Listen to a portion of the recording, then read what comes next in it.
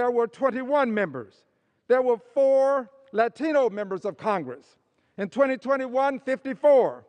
There were 6 Black members of Congress. In 2021, 60. And there were 18 women in Congress in 1965, and in 2021, there were 147. We must restore the Voting Rights Act and protect democracy. I yield back the balance of my time. Gentleman from Illinois is recognized. I'd like to reserve, please. Gentleman reserves. Gentleman from North Carolina is recognized. Thank you very much, Madam Speaker. At this time, in the interest of time, I will yield 1/2 minute, that's 30 seconds, to the gentleman from Dallas, Texas, my friend, Congressman Colin Allred from the 32nd Congressional District. I thank the gentleman for yielding. Madam Speaker, this should be a bipartisan vote. The right to vote has been reauthorized, and the Voting Rights Act has been reauthorized overwhelmingly by bipartisan majorities in this House and unanimously in the Senate. My constituent, George W. Bush, signed the reauthorization of the Voting Rights Act.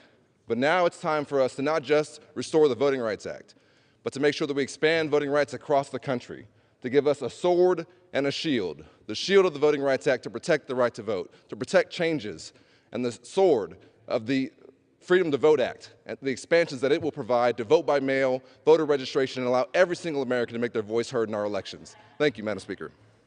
Gentleman reserves. The gentleman from Illinois is recognized. I'd like to reserve. Gentleman reserves. Gentleman from North Carolina is recognized. Madam Speaker, again, how much time do we have remaining? The gentleman has 4 minutes remaining. Thank you. Mr. Davis, I'm prepared to close. Would the gentleman like to yield me a couple minutes, too? I will yield time to you. No, All I'm right. good. I'm good. You are my friend, Mr. Davis, and I want the world to know that. You are my friend. I appreciate it. I enjoy the debate, and I am prepared to close, if I may. The gentleman is recognized. It's friendships like this, Mr. Butterfield, that I look around this chamber, and I think we as America should be celebrating what America's doing right. Look at the diversity of who serves here in the U.S. House of Representatives. The Voting Rights Act of 1965 was necessary to stop discrimination, and it's worked. But make no mistake, today's bill is not a voting rights bill. Today's bill, unfortunately, is a bill that leads to lining your own campaign coffers with public funds. Now, Speaker Pelosi, the Speaker of the House, was here on the floor today, and no matter how many times she says it, that there's no taxpayer funds, it doesn't make it true. Let me go through. What happens is the original H.R. 1, when proposed last Congress, did have taxpayer funding of political campaigns, our own campaigns, but now they take the first ever corporate money through corporate fines, they put it into the Department of Treasury's laundering machine, and it comes out as part of the Department of Treasury. That's not public funds. Does that mean when you send your check to pay your taxes and it goes to the Department of Treasury, that those aren't public funds? Every single person who votes yes for this bill that is not a voting rights bill is voting to line their own campaign pockets. That is not what the American people want. 94% of Americans say it's easy to vote. We have asked time and time again, give me one person to show up at a hearing that said that they wanted to vote in the last election and couldn't. Not one person has walked through that door. Not one person has showed up on a Zoom call. Not one person. Why in the world do we continue to try to gaslight the American people into thinking that this is about voting rights? This is not about voting rights. This is about lining your own campaign coffers. This is about breaking a tradition in the Senate. This is about taking over and winning elections for one side over the other. Gentleman's time has expired. No on this bill. The gentleman from North Carolina is recognized. Thank you very much, Madam Speaker. I yield myself as much time as I may consume in order to close. Gentleman is recognized. Thank Thank you, Madam Speaker. First of all, Madam Speaker, let me thank the gentleman from Illinois, Mr. Rodney Davis. When members of Congress say to each other, "You are my friend," I just want the world to know that we mean that sincerely. Mr. Davis and I are genuinely friends. I am the chairman of the subcommittee. He is the ranking member of our full committee, and we have a whole relationship. We respect each other. Thank you so much, Mr. Davis, and thank you to our chair of the full Committee on House Administration, Congresswoman Zoe Lofgren, who allowed me to manage the floor today, and I want to thank her for her leadership, not only on this committee, but also on the Committee on the Judiciary. Madam Speaker, this has been a healthy debate.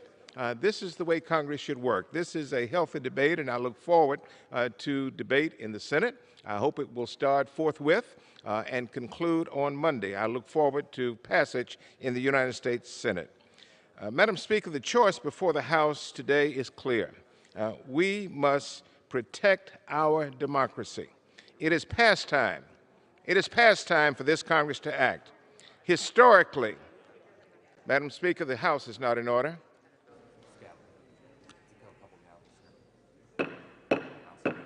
House will be in order. Gentleman from North Carolina is recognized. Madam Speaker, it is past time for Congress to act. Historically, we have come together to protect the right to vote. From the Voting Rights Act of 1965 that I remember so well, its subsequent reauthorizations and various election administration bills, we have protected and expanded the right to vote. And Madam Speaker, we must do that again. The Voting Rights Act works. Along with Lonnie Guinier and Julius Chambers and Leslie Winter and Jack Greenberg of the NAACP Legal Defense Fund, I joined with them in the 1980s and successfully litigated Voting Rights Act cases in North Carolina. The Voting Rights Act works. Throughout my career, I have witnessed this body come together to ensure all Americans have a voice in this democracy. We must do that again now. One of our most sacred rights in this country is the right to vote. Indeed, as the Supreme Court observed in Westbury versus Sanders, other rights, even the most basic, are illusory if the right to vote is undermined. As a Congress, as a nation, we must not tolerate any voter suppression, any voter discrimination of any kind in any state in America. And so I respectfully urge all of my colleagues, Democrat and Republican, all 435 of us, I urge all of us to support this bill. Vote yes. And Madam Speaker, I yield back the balance of my time for a vote. All time for debate has expired. Pursuant to House Resolution 868, the previous question is ordered. The question is on the motion by the gentleman from North Carolina, Mr. Butterfield. All those in favor say aye. Aye. Those opposed, no. The ayes have it. The motion, the gentleman from Illinois. I'd like to ask for a recorded vote. Pursuant to Section 3S of the House Resolution 8, the yeas and nays are ordered. Members will record their votes by electronic device.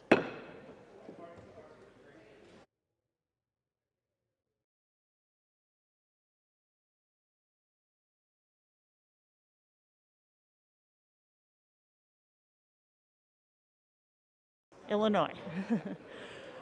For what purpose does the gentleman from Illinois seek recognition? Madam Speaker, as the member designated by Representatives Presley and Grijalva, I inform the House that these members will vote yes on the motion. For what purpose does the gentleman from Rhode Island seek recognition? Madam Speaker, as a member designated by Ms. Bass of California, Mr. Torres of New York, Ms. Wilson of Florida, and Ms. Pingree of Maine, I inform the House that these members will vote yes on the motion. For what purpose does the gentlewoman from Texas seek recognition? Madam Speaker, as the member designated by Representative Speer, I inform the House that Representative Speer will vote yes on the motion.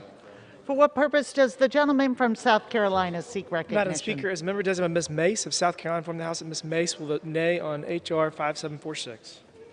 For what purpose does the gentlewoman from Virginia seek recognition? Madam Speaker, as the member designated by Representatives Porter and McEachin, I inform the House that these members will vote yes on the motion. For what purpose does the gentleman from California seek recognition? As the member designated by Representative Ruiz, I inform the House that Representative Ruiz will vote yes on the motion.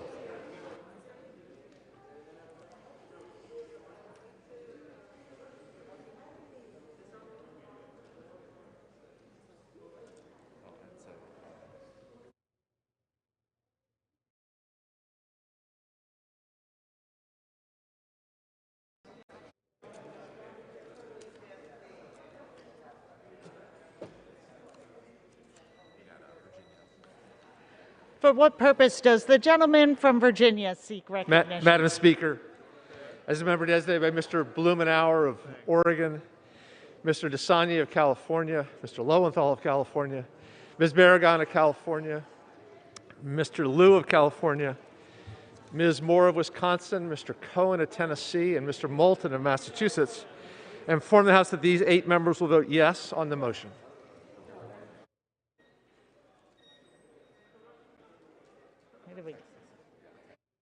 For what purpose does the gentleman from Texas seek recognition?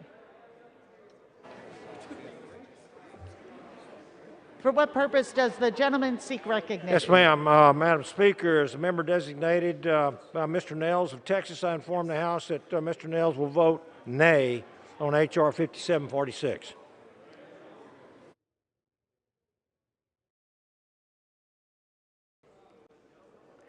For what purpose does the gentlewoman from Delaware seek recognition? Madam Speaker, as the member designated by Ms. DeGette of Colorado, I inform the House that Ms. DeGette will vote yes on the motion. For what purpose does the gentleman from Florida seek recognition? Speaker, as the member designated by Reps. Christ, Cardenas, Castor, and Lawson, I inform the House that these members will vote yea on the motion.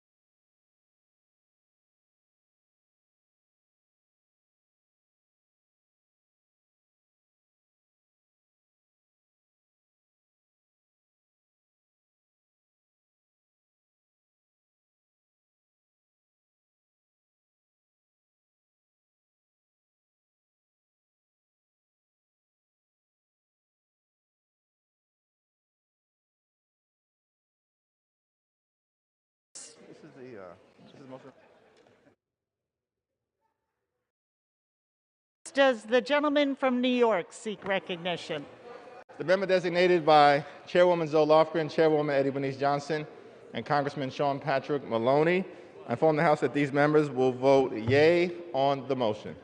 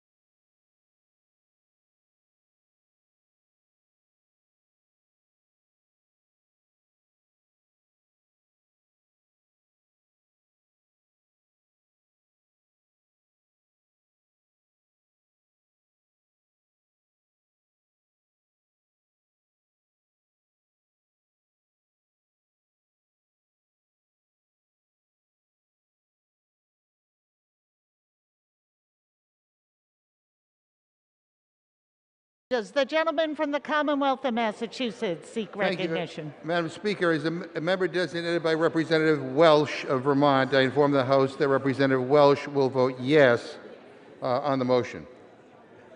What purpose does the gentleman from Alabama seek recognition? Madam Speaker, as a member designated by Mr. Hagedorn from Minnesota, I inform the House that Mr. Hagedorn will be voting no on H.R. 5746. Thank you.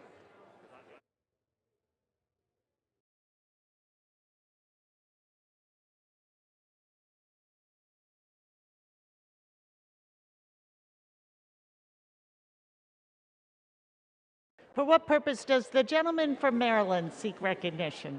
Madam Speaker, as the member designated by members Swazi, Pocan, Doggett, and Jayapal, I rise to inform the House that these members will vote aye on the motion. For what purpose does the gentleman from Texas seek recognition? Madam Speaker, as a member designated by Mr. Louis Gohmert of the great state of Texas, I inform the House that Mr. Gohmert will vote no on H.R. 5746. For what purpose does the gentleman from California seek recognition? Madam Speaker, as the member designated by Chairwoman Maxine Waters, I inform the House that Chairwoman Waters will vote yes on the motion.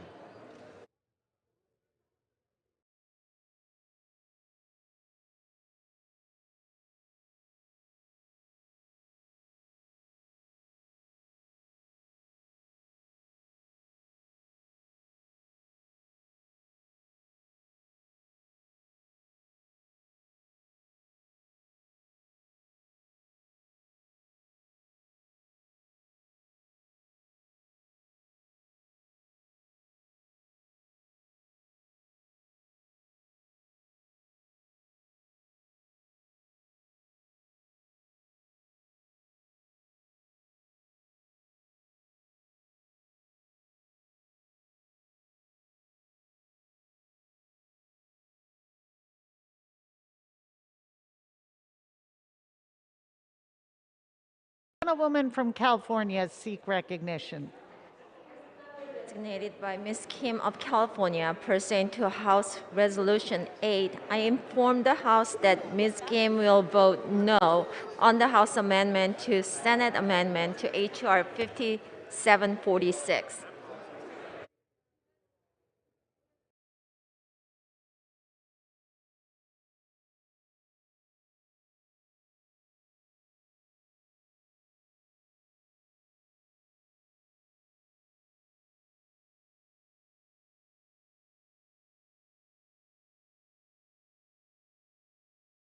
Does the gentleman from California seek recognition?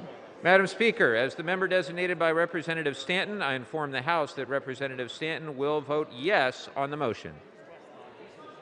Does the gentleman from Pennsylvania seek recognition? You are recognized. Madam Speaker, as a member designated by Mr. Smucker of Pennsylvania, I inform the House that Mr. Smucker will vote no on H.R. 5746. Purpose does the gentleman from Michigan seek recognition? Madam Speaker, as the member designated by Mr. Katko of New York, I inform the House that Mr. Katko will vote no on H.R. 5746. And Madam Speaker, as the member designated by Mr. Kinzinger of Illinois, I inform the House that Mr. Kinzinger will vote no on H.R. 5746.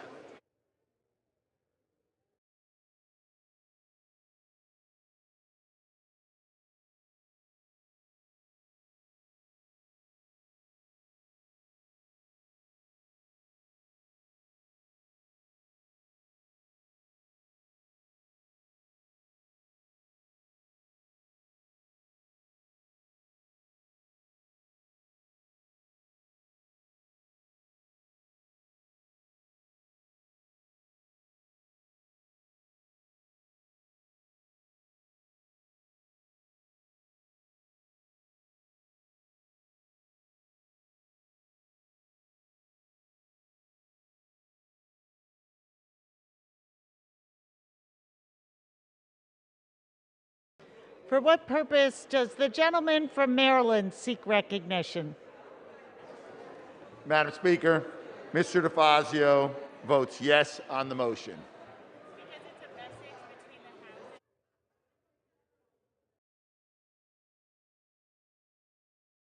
purpose does the gentlewoman from New Hampshire seek Madam recognition? Speaker, as the member designated by Representative Bonamici, Brownlee, and Mang, I inform the House that these members will vote yes on the motion.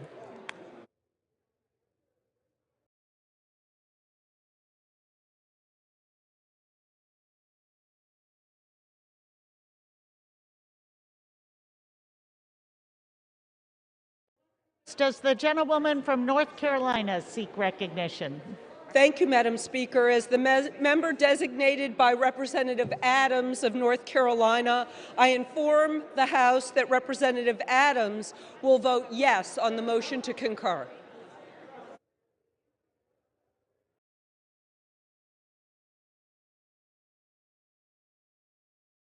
Does the gentleman from Arizona seek recognition?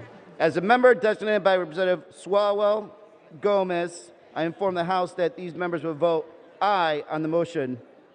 And as the member designated by Representative Boyle, I inform the House that these members will vote aye on the motion.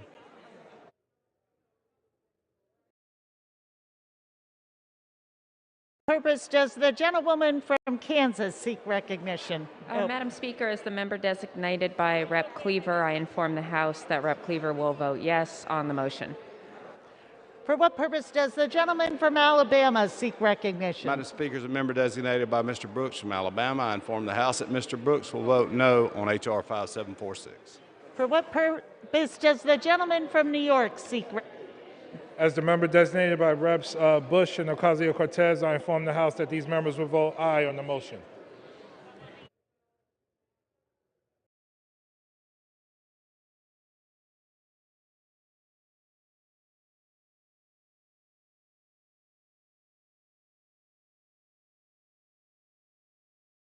For what purpose does the gentleman from Michigan seek recognition? Madam Speaker, as the member designated by Mr. Panetta of California, I inform the House that Mr. Panetta will vote yes on the motion.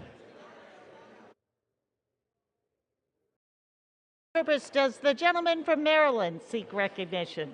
Madam Speaker, as a member designated by Representative Ruppersberger, I inform the House Mr. Ruppersberger will vote yes on the motion.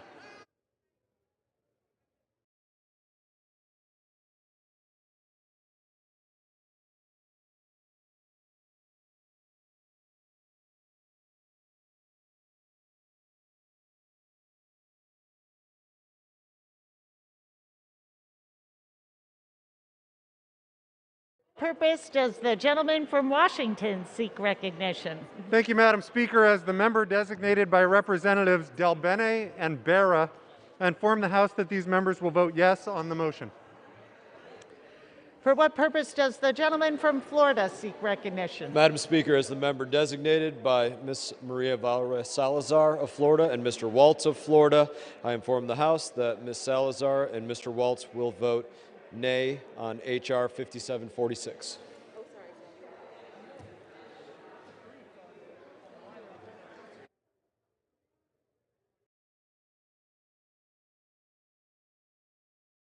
For what purpose does the gentleman from Texas seek recognition? Good morning, Madam Speaker. Madam Speaker, as the designated member by the gentleman from Texas, Congressman Crenshaw, I inform the House that Congressman Crenshaw will vote nay on H.R. 5746.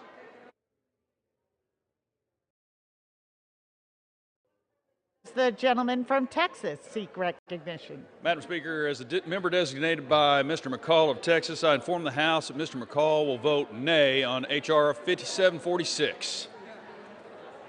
For what purpose does the gentlewoman from California seek recognition? As the member designated by Representative Stansbury, I inform the House that Representative Stansbury will vote yes on the motion.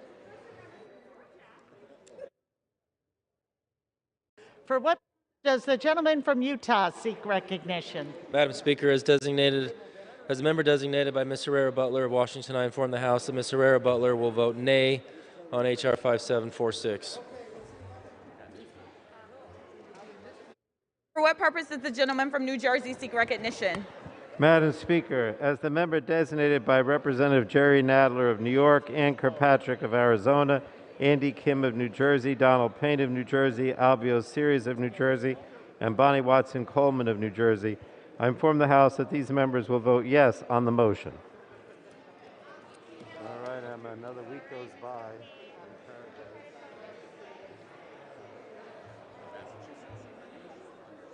For what purpose does the gentleman from Massachusetts seek recognition?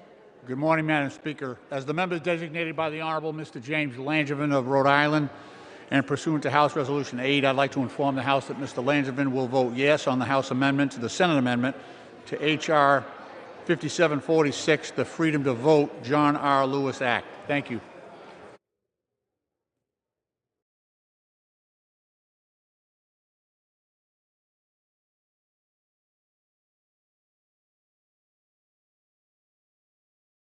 Purpose does the gentlewoman from Massachusetts seek recognition? As the member designated by Representatives Auchincloss, Chu, Cooper, Ledger Fernandez, and Frankel, I inform the House that these members will vote yes on the motion.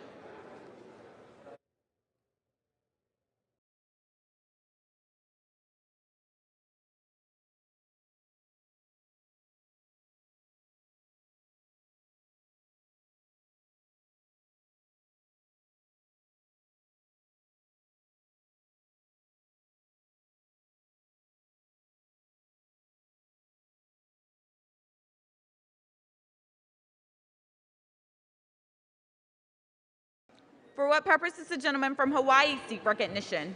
Thank you, Madam Speaker. As a member designated by Representative Kahele, I inform the House that Mr. Kahele will vote yes on the motion.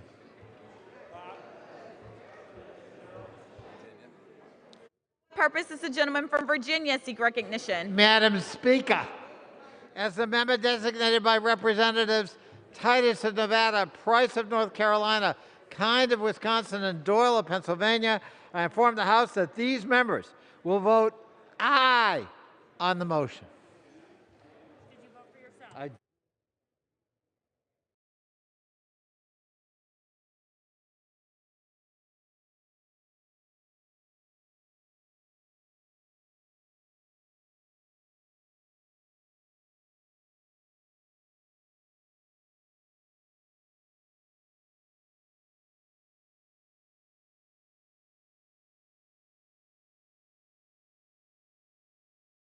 Purpose does the gentlewoman from Florida seek recognition? Madam Speaker, as the member designated by Ms. Carolyn Maloney of New York, I inform the House that Congresswoman Maloney will vote yea on the motion.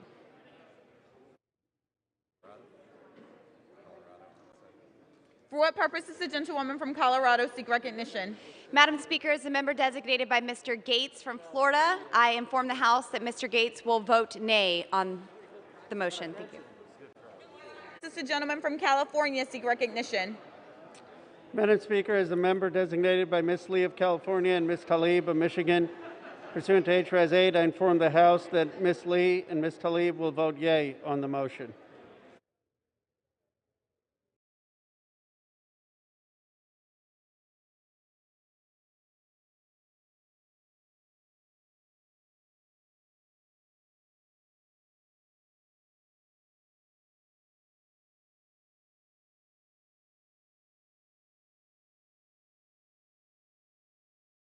For what purpose does the gentleman from California seek recognition? Madam Speaker, as members designated by Congressmember Napolitano, Congressmember Vela, Congressmember Cuellar, Congressmember Vargas, Congressmember Roybal Ellard, and Congressmember Vicente Gonzalez, I inform the House that these members will vote yes on the motion.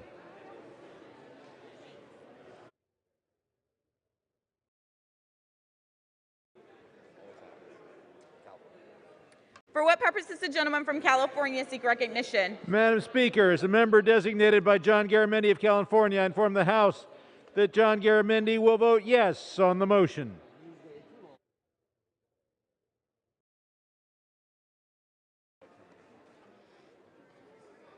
For what purpose does the gentlewoman from Illinois seek recognition? As a member designated by Representative Caston, I inform the House that this member will vote yes on the motion.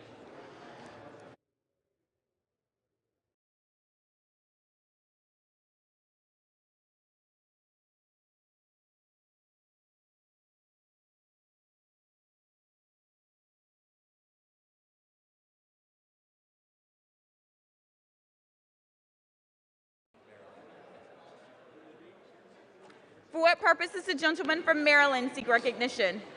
Madam Speaker, as the member designated by Representative Dwight Evans of Pennsylvania's 3rd District and pursuant to House Resolution 8, I inform the House that Mr. Evans will vote yea on the House amendment to Senate Amendment H.R. 5746, the Freedom to Vote John R. Lewis Act.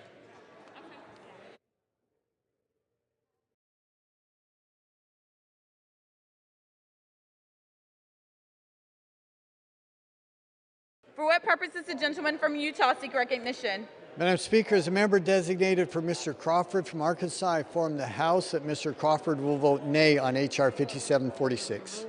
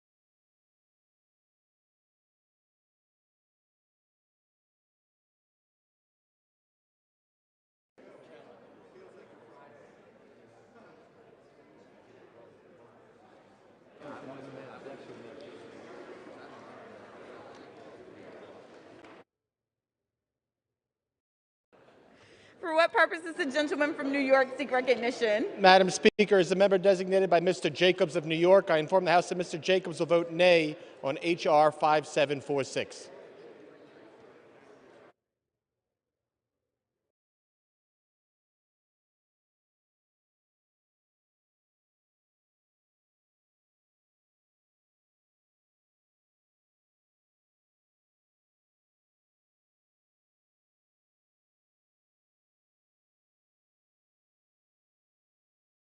For what purpose does the gentleman from North Dakota seek recognition? Madam Speaker, as the member designated by Mr. Reschenthaler from Pennsylvania, I inform the House that Mr. Reschenthaler will vote no on H.R. 5746.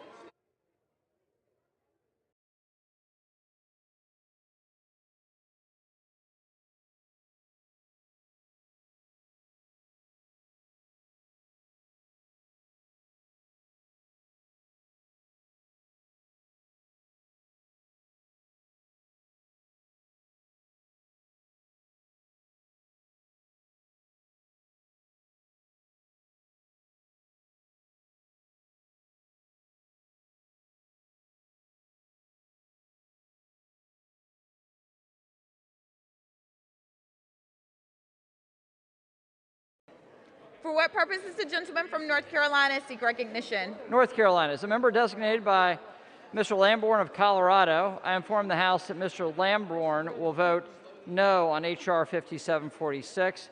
As a member designated by Mr. Reed of New York, I inform the House that Mr. Reed will vote no on H.R. 5746. Further, as a member designated by Mr. Risher Husson of North Carolina, I inform the House that Risher Husson will vote no on H.R. 5746.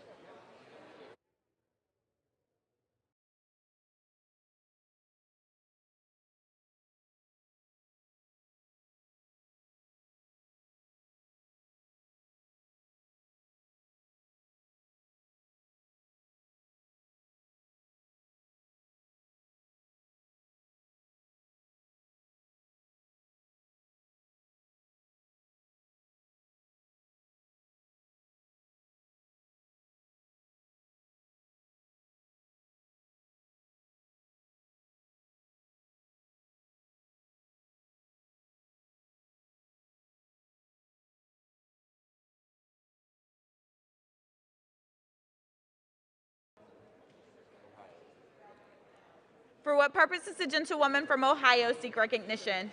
Madam Speaker, as the member designated by Representative Bobby Rush of Illinois, I inform the House that Mr. Rush will vote yes on the motion.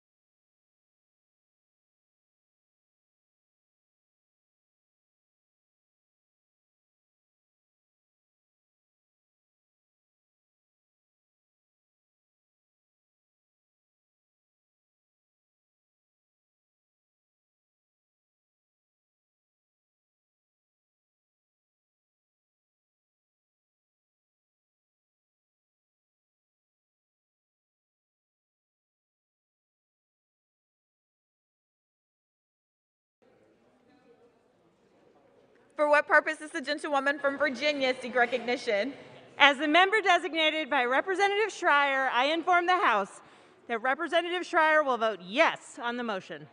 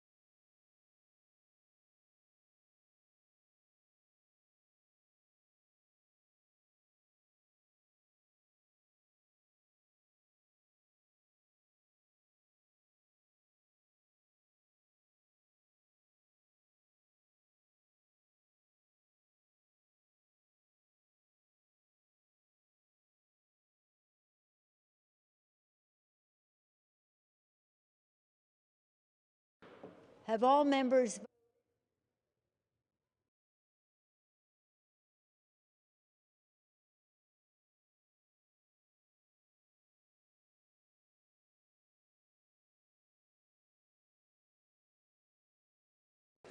on this vote? The yeas are 220. The nays are 203. The motion is adopted. Without objection, a motion to reconsider is laid upon the table. The motion is passed.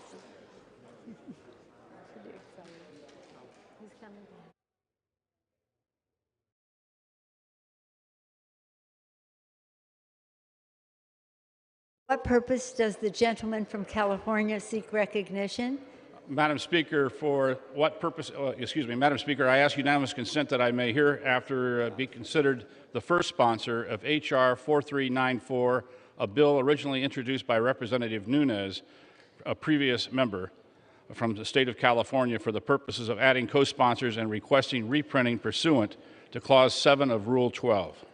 Without objection. Thank you.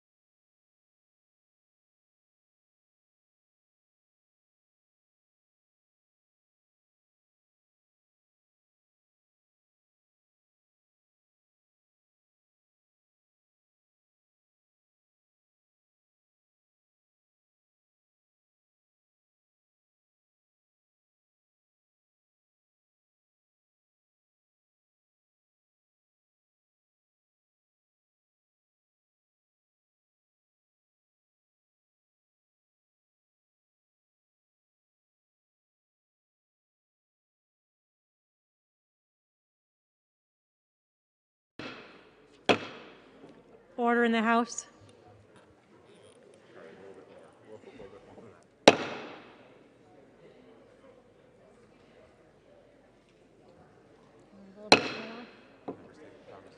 Members take their conversations off the House floor.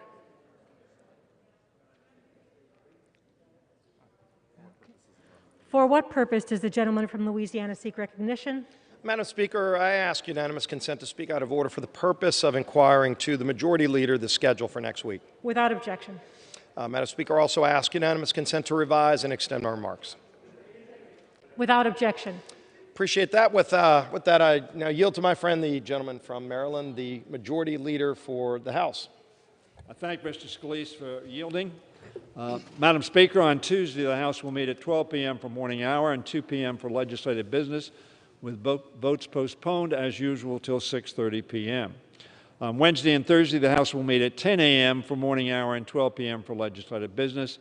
And again, as usual, on Friday, the House will meet at 9 a.m. for legislative business. The House, Madam Speaker, will consider Senate 2959, the Supplemental Impact Aid Flexibility Act, under suspension of the rules. This bill passed the Senate unanimously, is on suspension in the House. It's co-authored by Representative Joe Courtney of the House. This bipartisan legislation allows local educational agencies participating in the Impact Aid program to use the student count or federal property valuation data from their fiscal year 22 program applications for their fiscal year 2023 applications. This, Madam Speaker, will prevent schools from losing substantial funding upon which they rely to address COVID-19 learning loss by giving them more flexibility to use pre-pandemic data to calculate funding needs. The House may consider other bills under suspension of the rules. The complete list of suspension bills will be announced by the close of business tomorrow. The House will also consider H.R. 4673, the eVest Act, sponsored by Chairman Mark Takano of the Veterans Affairs Committee, the rule for which we adopted this week. This legislation would automatically enroll eligible veterans into the VA healthcare system so that no veterans are left behind when it comes to receiving quality, affordable health care. Lastly, Madam Speaker, the House stands ready to act on the Build Back Better Act, as well as the Freedom to Vote and John R. Lewis Act, should the Senate amend them and send them back to us. Additional legislative items, of course, are possible. And I yield to my friend from Louisiana. Thank the gentleman for yielding. On the school bill, I know one of the big concerns many people have been raising is trying to get schools opened again. Last week it was reported that 5,200 different schools were closed last week. And I know this body has, this Congress has sent billions of dollars to school systems across the country. The intent was that that money be used to get schools opened, and yet there are some schools taking the money and staying closed, which goes against all the medical science out there. We know the damage that's doing to our young kids, but learning, depression, so many other challenges that it creates for them. Will there be any part of that legislation that helps require that in order to get money, schools have to be open? And I will yield. Because I don't have it in front of me and I haven't read it as carefully as perhaps I should have, but I don't know the specific answer to that question. What I do want to say, however, is that we need to have kids in school. Everybody says that the learning experience is substantially compromised by virtual learning. It's better than nothing, and it's been pursued very vigorously and with great positive effect. But having said that, we all think that young people ought to be back in schools. But I don't know whether this bill, which passed the Senate unanimously, deals with that particular aspect that the gentleman asked about. But let me say this, that I think every school system has adopted the premise that in school is better. Clearly, we have been assaulted by a virus whose transmissibility is substantially more than the previous virus, the Delta variant. The Omicron variant, as we know, one of the problems is it's easily caught, easily transmitted.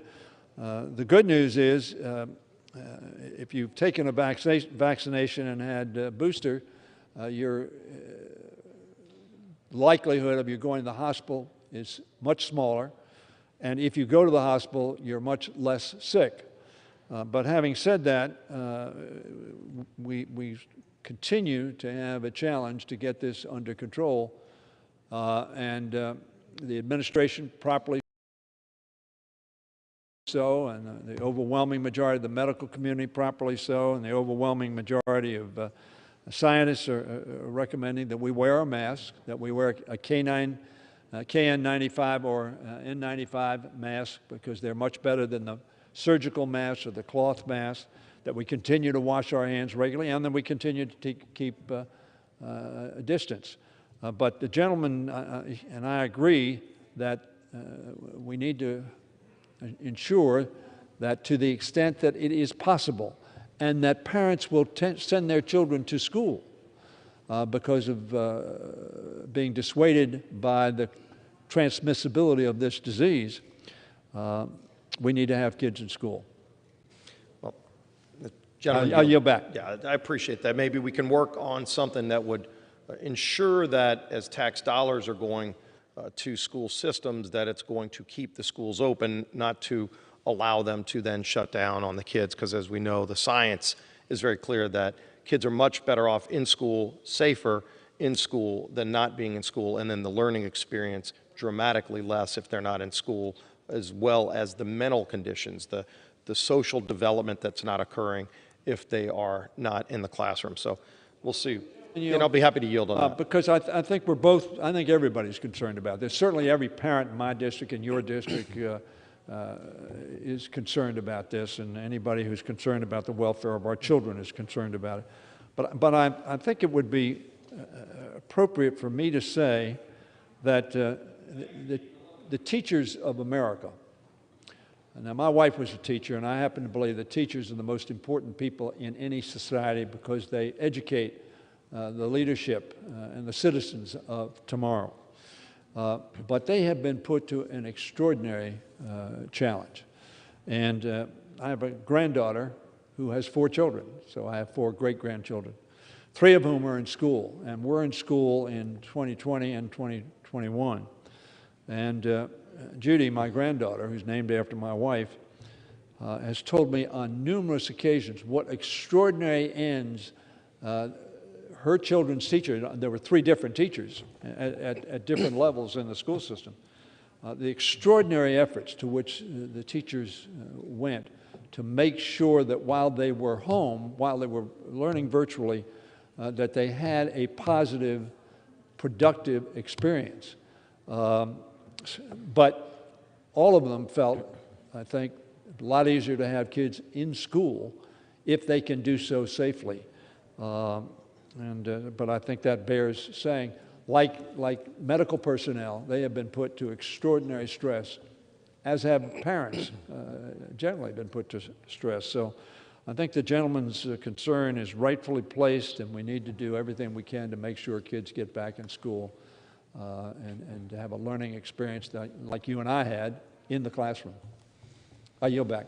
Thank you. And our teachers have been true heroes through this. Our hospital, our frontline hospital workers, people that work at grocery stores. We've seen so many people rising up to the challenge, and even where governments failed their ability to do their job. I know one challenge that hopefully we see resolved at the United States Supreme Court. It won't be today. We were expecting it maybe this week, but hopefully early next week we see the Supreme Court resolve these challenges where there were mandates on vaccines that required people to get fired from their job if they chose a healthcare decision on vaccinations. I've been vaccinated. I know a gentleman from Maryland has too, but for those who haven't, whether they're frontline hospital workers, teachers, people shouldn't be forced to lose their job based on that choice they make. But the Supreme Court will hopefully address that and resolve that next week. Something that's out of our hands now, but it is in the courts at the highest level. And I would yield to the gentleman on that. Just because by my silence, I understand the gentleman's position, which is held by a number of people. My own view is that employers make a reasonable decision when they say to an employee, for the sake not only of the employee, but for everybody else in the workplace with whom they work, that is, you're required to be vaccinated because we believe that science and medical personnel tell us that is a much safer route. But I understand there's a difference on that. I personally, but even then, I know governors who have been against vaccines are not necessarily against the employer requiring that as an employee requirement as opposed to a governmental requirement. And I would hope the government would drop that mandate, but if not, it's hopeful that the court would make it clear that the government doesn't have the authority to require that people get fired if they don't get vaccinated encourage people to follow the science. If they have questions or concerns, that's a conversation they should have with their doctor, not a government mandate. But as the gentleman knows, we may have disagreement on that, but fortunately for us, it will get resolved at the Supreme Court, hopefully early next week. I wanted to ask the gentleman, as well as we're looking at the schedule for next week, I didn't notice any of the bills that we've highlighted in the past that would address some of the many crises our country is facing, whether it's inflation, whether it's high gas prices, whether it's the border crisis, all that are running out of control, the empty shelves that we're seeing at so many stores. Will the gentleman commit to working with us to bring some of the bills to the floor to address the real crises that are hurting hardworking families, like the ones I just mentioned? And I would yield.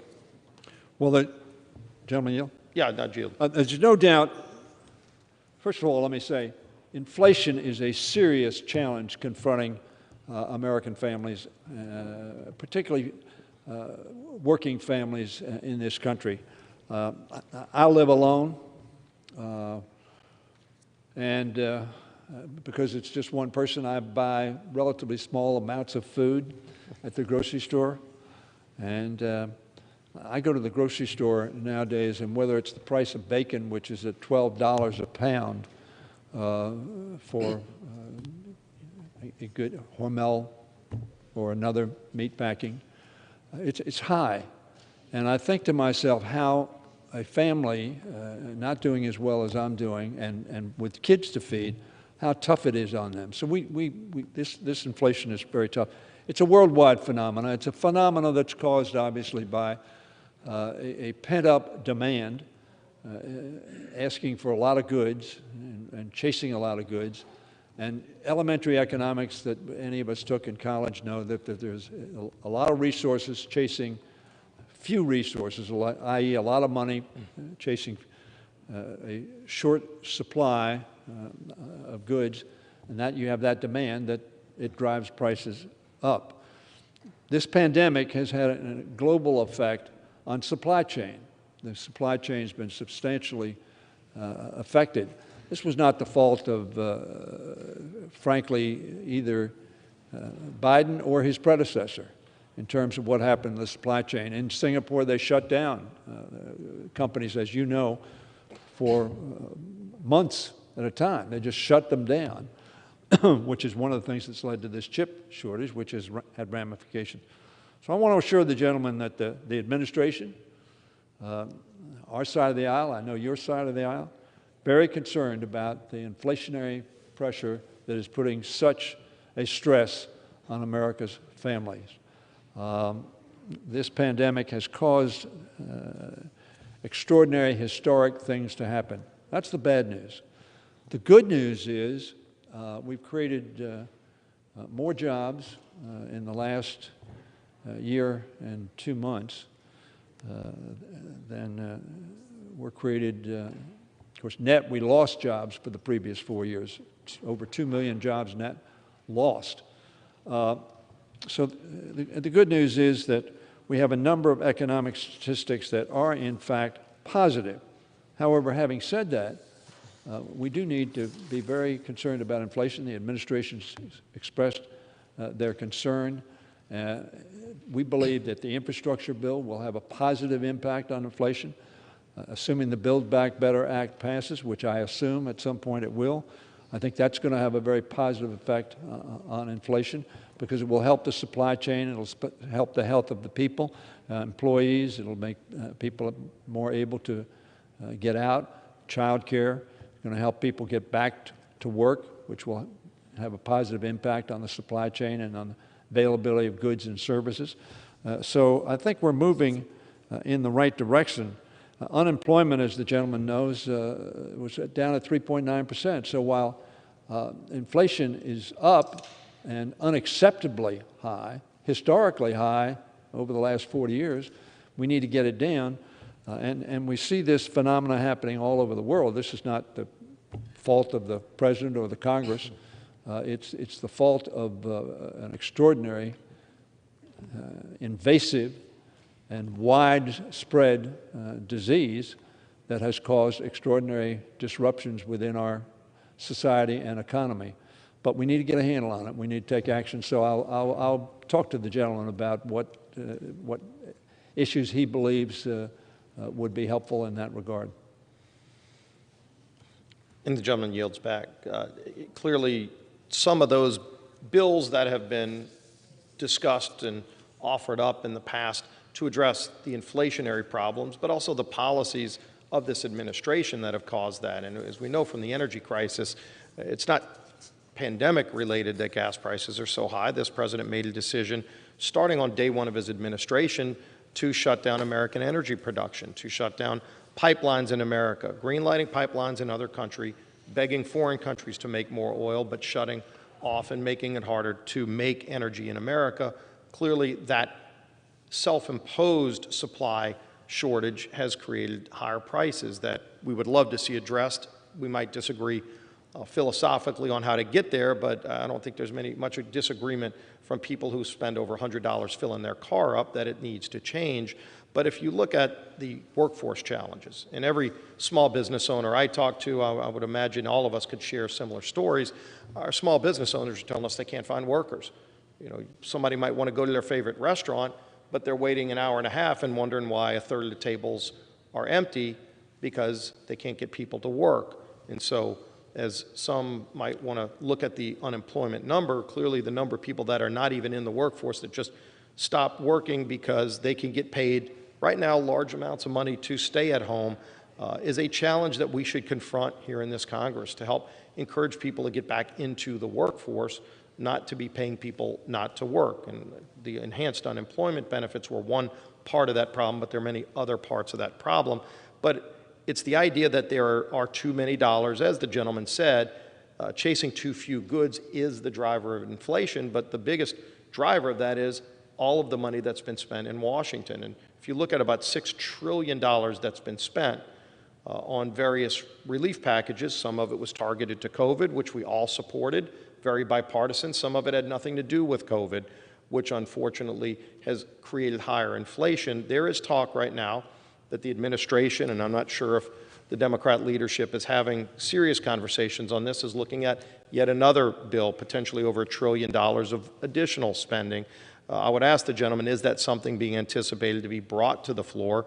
I would urge, if that's being looked at, to not do it, because there's about $800 billion remaining from other relief packages that are unspent, and hopefully we stop the spending in Washington that's driving inflation and try to encourage the economy to get opened at a more rapid pace.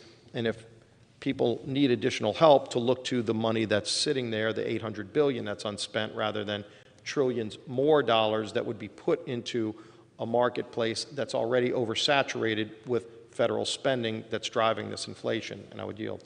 Thank you very much. Of course, as you know better than probably anybody, the Speaker appointed a task force to look exactly at that issue of the $800 billion and what has been done, what's been spent, to make sure that it's been properly spent, because you're the ranking member on the committee headed up by Jim Clyburn that is looking at those issues. I know you had a hearing this past week. Yes, we have a difference of opinion. The difference of opinion, you call it spending, I call it investment. We're investing in our children, we're investing in our families, we're investing in small businesses, we're investing in growth and opportunity. And we're investing in the ability of those folks that you talk about that are not in the workforce, the restaurant can't hire. Why can't they hire them? Because they're not paying sufficient amount to justify a mom getting child care, because child care is so expensive. So she's caught, or a single dad is caught in the catch-22 situation. If I go to work, I'll earn money, but I'll pay it all to child care. If I'm going to pay it all to child care, it's much better for me as a parent to be with my child. If the net result's going to be pretty much a wash. We're investing in that. We're investing in child care in the Build Back Better Act. We're investing in early childhood education, 3- and 4-year-olds. We believe that's investment, and it also is very important for that small business person, so that mom or dad who has that child who's then going to go and be in a preschool environment can have time to themselves, so that they can in fact pursue employment without simply putting it from one pocket to another pocket, none of which is their pocket. So we believe the difference, I think, really is you look at it as spending, we look at it as investment. We think it will have a big, big return for our country. And that's what Build Back Better is about. And it's building back better. You say it was not related to the pandemic. It clearly was related to the pandemic. The pandemic hit us in the gut. It hit everybody throughout the world in the gut. We have recovered better than anybody else in the world. And that's because we invested, sometimes in a bipartisan way, and sometimes in a partisan way. But we invested in our people, in our children, our families, our businesses, and in our health generally of our country, and indeed trying to help other parts of the world as well, because this is a global pandemic that affects us all. But I think the real difference is we perceive this as an investment. We think it will help grow America. You know, I have as I'm sure you've heard me talk about from time to time, Make It in America agenda. Our investment in both the infrastructure bill and the Build Back Better will have a positive effect on making it in America. So we see it, Mr. Whip, as investment. We think it will have a positive effect. We think it is having a positive effect. And as I say, unemployment's down below 4%, and jobs are up over 6 million over the last 11 months. So that's a good accomplishment. Is it enough? Do we still have people who aren't working for a varied number of reasons, and many of which are related to COVID-19? So we see it as an investment, and I'm hopeful the Build Back Better Act will pass, and I think that will have a positive effect, not only, as the President says, on the next 5 years, but on the next 5 generations. And so we're continuing to pursue that. But inflation, which is how we started this discussion, is a problem, and we need to deal with it. And I'd be glad to talk to the gentleman about what he thinks would be helpful to do that. And I know part of that is stop spending money. I think if we stop investing money, our country will not get to where it wants to be. And where it is now, with respect to the rest of the world, leading the rest of the world in terms of economic recovery from the pandemic. We're not there yet, but we're going to get there. Thank the gentleman, and clearly we have a difference on what the effects of spending trillions of dollars would have, and Build Back Better, as the gentleman brought up, would be about $4.5 trillion of higher taxes, additional spending, things that by many accounts would increase inflation even higher. But we'll see where the Senate goes on that bill. I'm not sure if the gentleman's anticipating bringing other legislation, the bipartisan bills that we did to do things like create Operation Warp Speed, which was maybe one of the most successful things government did in reaction to a pandemic in the history of the world, to come up with not 1, not 2, but now 3 proven and effective vaccines in less than a year to a virus no one even knew about. Never happened in the history of the world, but something that we came together, Republicans and Democrats, with President Trump to achieve, a great achievement. Something we would sure urge President Biden to build on, because President Biden did run with a promise that he would, quote, shut down the virus. Clearly, he has failed at that. We've asked through a number of different means to have hearings on some of the things we've heard concerns about, and I would start with testing. There was an article recently that the president was presented with a plan in October to come up with about 750 million tests that people could have for COVID at home that would be readily available by Christmas, where they in October anticipated a resurgence of COVID by December. It's been reported that the president rejected that plan. We've asked for a hearing into that. For whatever reason, the majority has not agreed to that. Here was a letter I had sent to Mr. Clyburn and Ms. Maloney through the Select Subcommittee on Coronavirus, as well as through the Oversight Committee. Myself and Ranking Member Comer asked to have a hearing into some of these things. The testing failures that were reported, if they're true, we ought to hear about them. If they're false, the administration ought to be pointing that out. They have not, which tells me they must be true. But then why in October would the president have rejected a testing plan that could have prevented us from getting to the place we're at right now with this resurgence? What about some of the national plans that the president said he had as a candidate that then he later told governors recently he doesn't have a national plan on COVID. The mixed messaging coming from the administration is causing tremendous confusion across America, and we've asked that we have hearings to clarify, give the administration a chance to state their plan or the lack thereof, state whether or not they rejected a massive testing plan for the nation in October that would have prevented what happened in December. The lack of desire by the administration to be transparent about any of this is creating tremendous confusion across the country.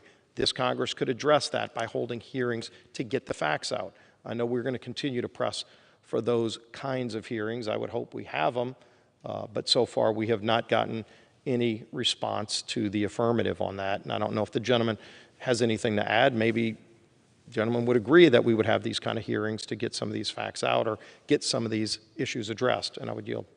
Thank the gentleman for yielding, and I would say at the outset, I believe the committee on which he serves with Mr. Clyburn is one of the committees, among many, who ought to be looking at those facts. But let me say this, because in stating the facts as you just did, the appearance is that substantial progress has not been made.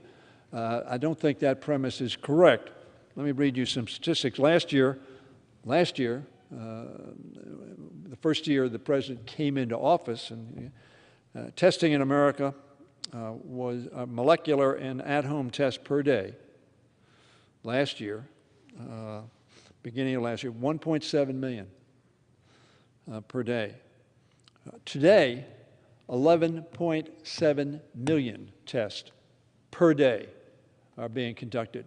So to imply that somehow there hasn't been substantial progress, that is a tenfold increase in the testing available to Americans every day.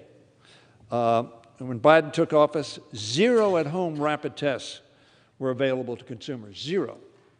Today, 300 million at-home rapid tests are on the market each month. Enough? No. Are more coming? Yes. Has the government used the Defense Production Act to accomplish greater production? They have. The administration started using, as I said, just the Defense Production Act. Biden administration is increasing places people can get free tests, for instance. You talk about a plan. When Biden took office, there were only 2,500 pharmacies offering free testing. Today, there are 20,000 sites, an 8-fold increase. The administration is purchasing 500 million at-home rapid tests to be distributed for free to Americans who want them, with initial deliveries starting this month. The administration is distributing up to 50 million free at-home self-tests to community health centers and rural health clinics. In addition, already covering PCR tests, the administration is requiring private insurance plans to cover at-home tests starting on January 15th, just a couple of days from today. So a lot is happening. Is enough happening? Enough's not happening until everybody has immediate availability. Immediate may overstate it, but easy access.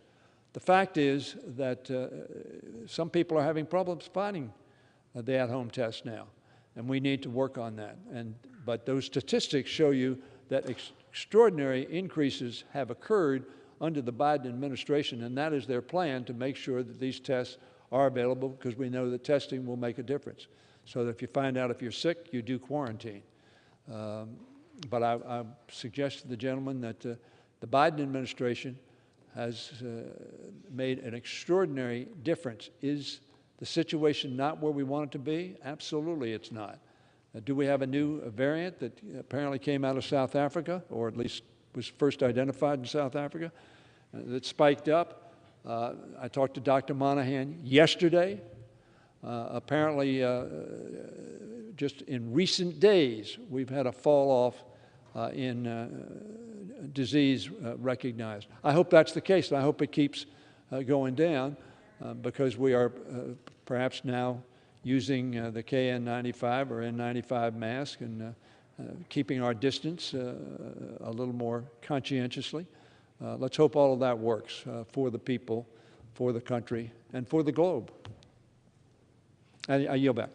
Thank the gentleman. The problem with President Biden's plan is that it's been reactionary, not visionary.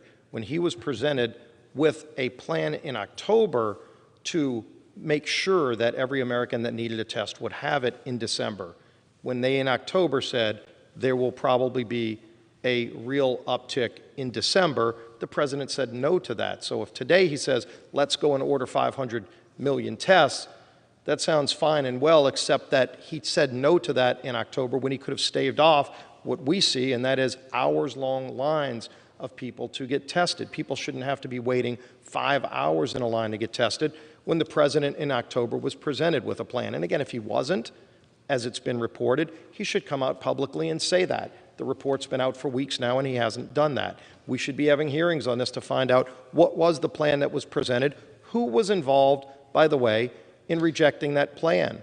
Was the CDC involved? Was NIH involved? Was HHS involved in rejecting a forward-thinking plan in October that predicted what inevitably did happen this Christmas? Who was involved in the rejection of that plan, and why did they do it? Is it that the administration doesn't want accountability? I don't know, but we've asked those questions, and we've asked for a hearing on that, and we've been told it's not going to happen.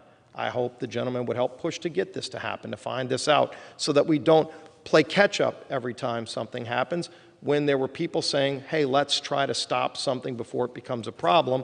If there are people in the White House who said, no, we're not going to do it until it's a problem for families, those people ought to be removed from the White House. They shouldn't be involved in the decision-making chain, because their decisions caused maybe more deaths, surely caused a dramatic increase in the ills that people are facing right now, because it could have been staved off, and it wasn't. And we don't have that information from an administration who promised to be transparent. We did have a hearing a few days ago in the Select Subcommittee, and it was a private hearing. It wasn't open to the public.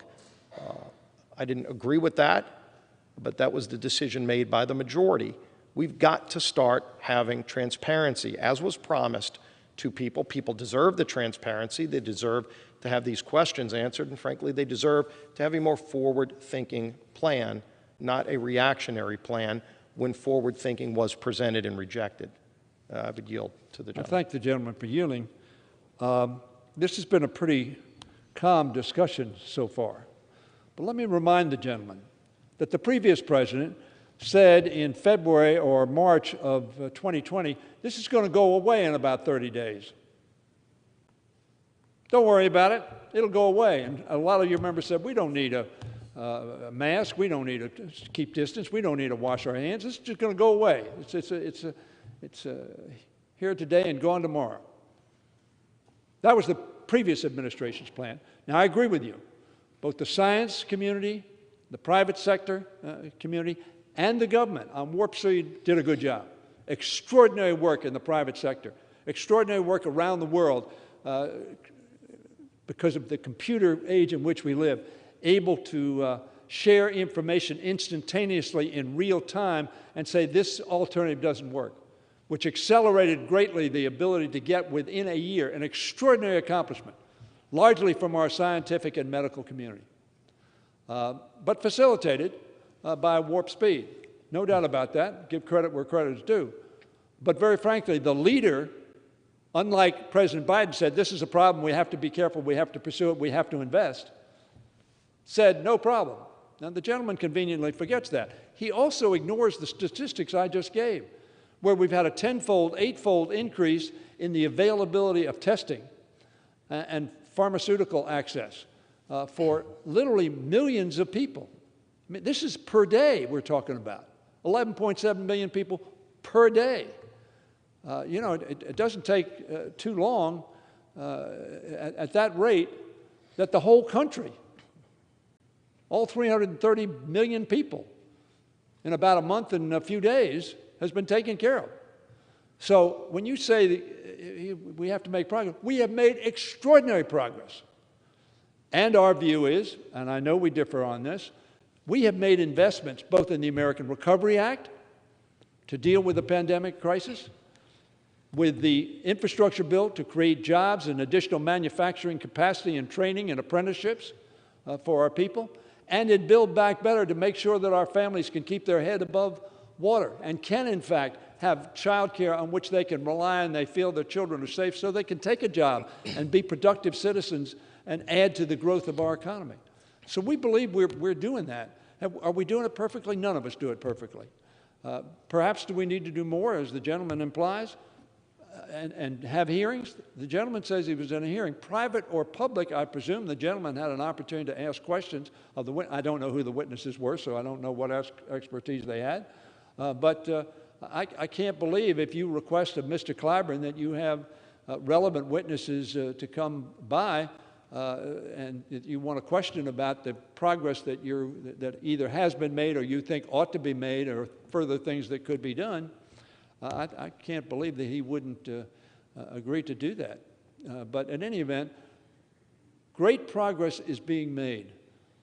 But the entire world, not the Biden world, not America, the entire world is confronting a crisis, and it's having a tough time getting a hold of it. We have done it better than anybody else in terms of growing our economy and keeping our people's head above water. That's to be applauded. Do we still have a challenge? We do. Are we still working at it? We are. Do we need to continue? Yes. I yield. Thank the gentleman for yielding. And under President Trump, when he created Operation Warp Speed, the one thing he did say is that we're going to move red tape so that we can focus the entire scientific community, both the federal agencies, but also the private sector, in working together in removing the red tape so that they can focus on getting a vaccine. He didn't say 3, but he said let's at least get them the ability to go. All of these great companies, many of that are American companies, to go put their innovation to work and get bureaucracy and red tape out of the way, follow science, but expedite so that we can get there quicker when many scientists, including some who still testify at committees today, said it was going to take years to get a vaccine. In less than a year, we had 3. And President Biden inherited that when he walked in the door. When he took the oath of office, he had 3 proven vaccines. And I know the gentleman talks about statistics. When you look at COVID deaths, because during the campaign, President Biden not only said he would crush the virus, but he said anybody who presided over that many deaths, and that was months before the election, doesn't deserve to be president of the United States.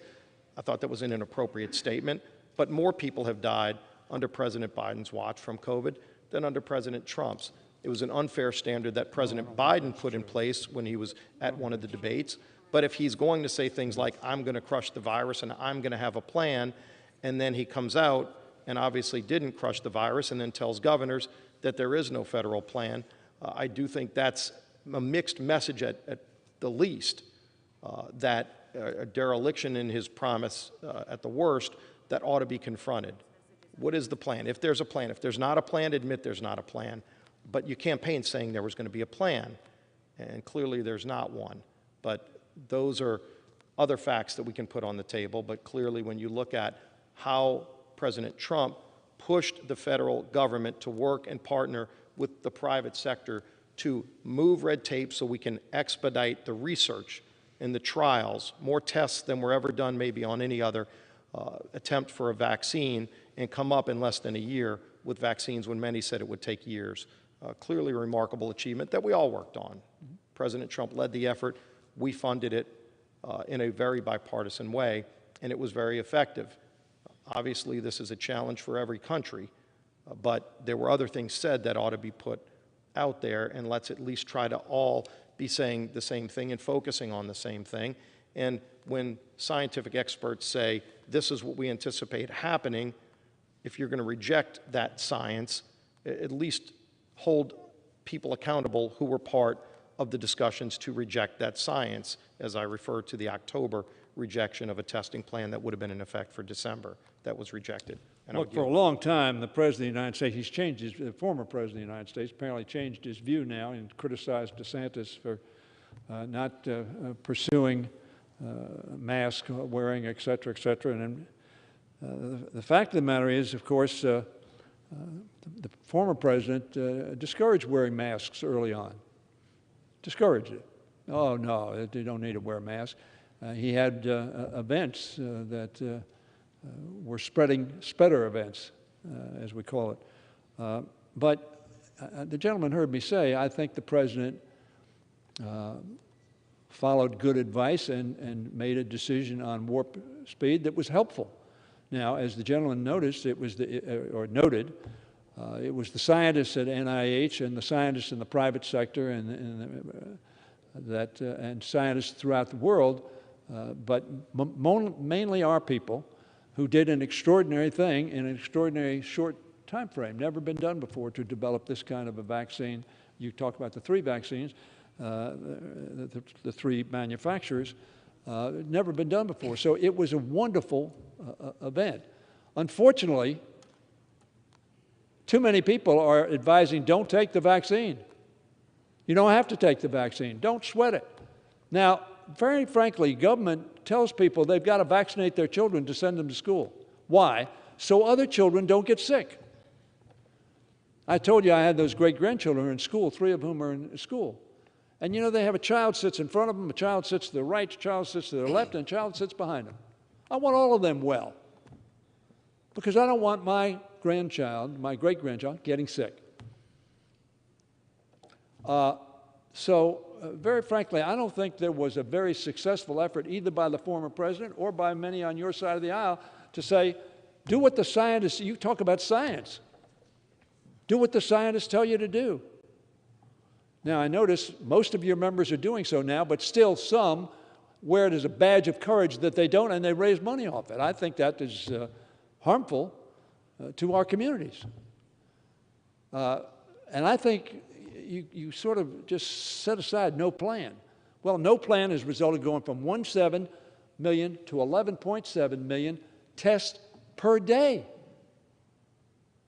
That's the plan. And we invested in March in the Recovery Act in making sure that health services could respond properly.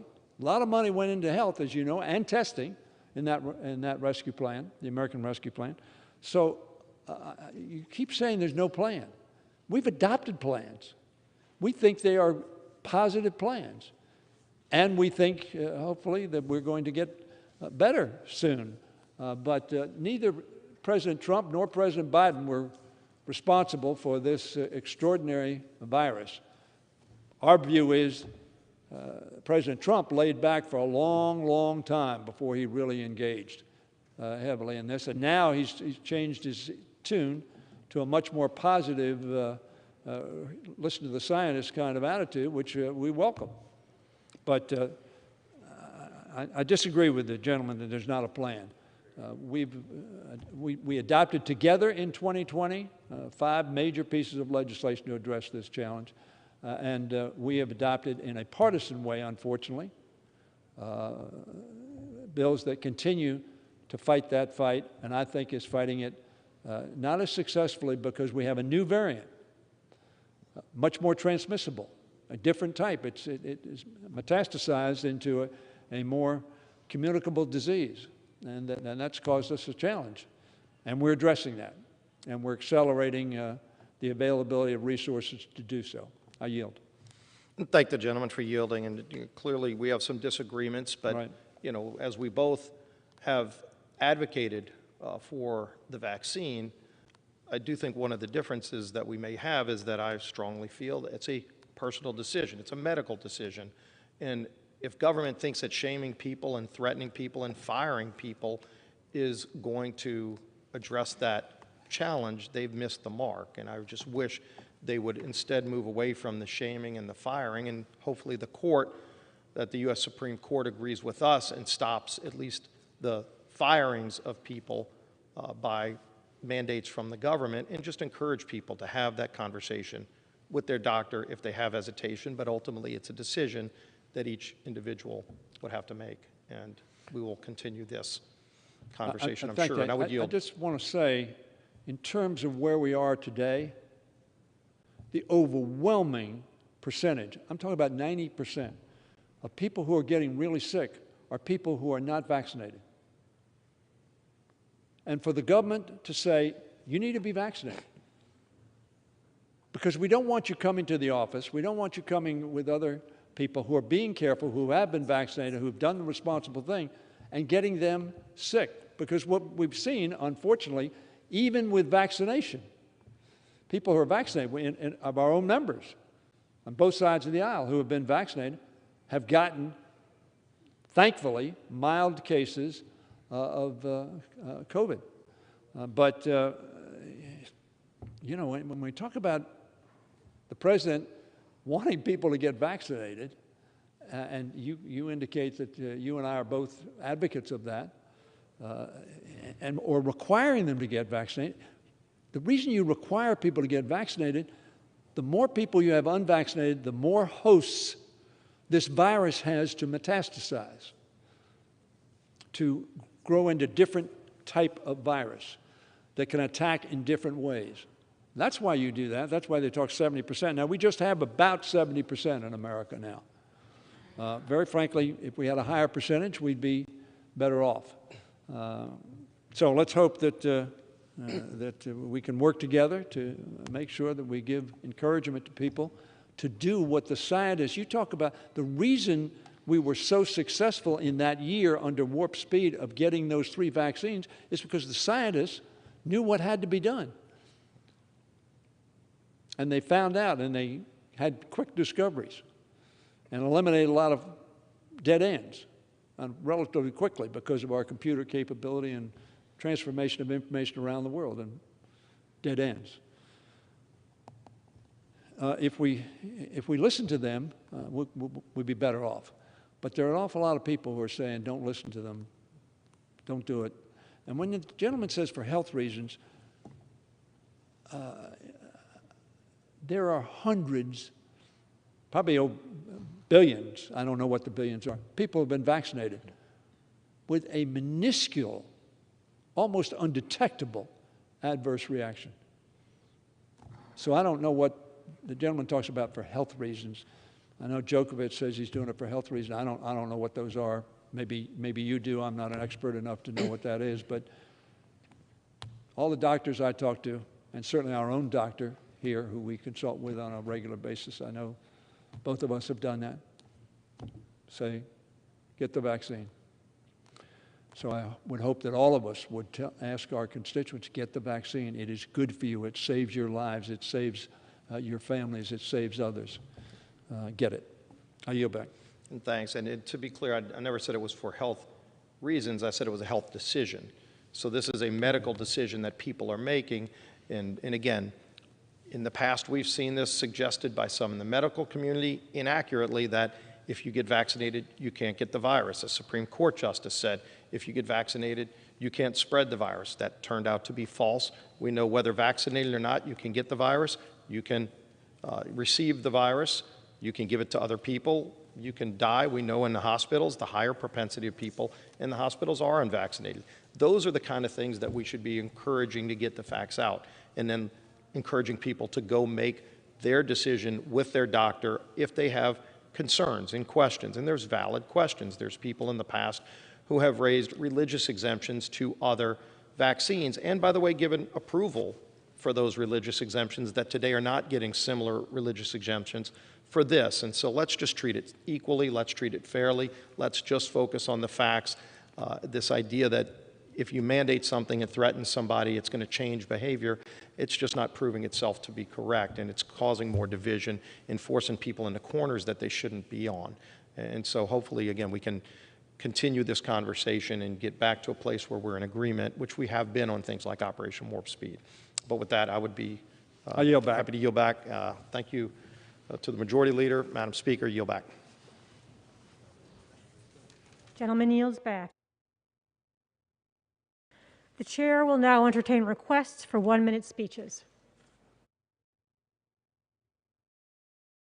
Okay, for what purpose does the gentlewoman from Ohio seek recognition?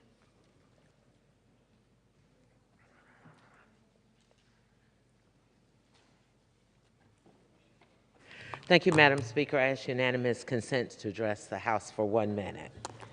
Without objection, the gentlewoman is recognized for 1 minute.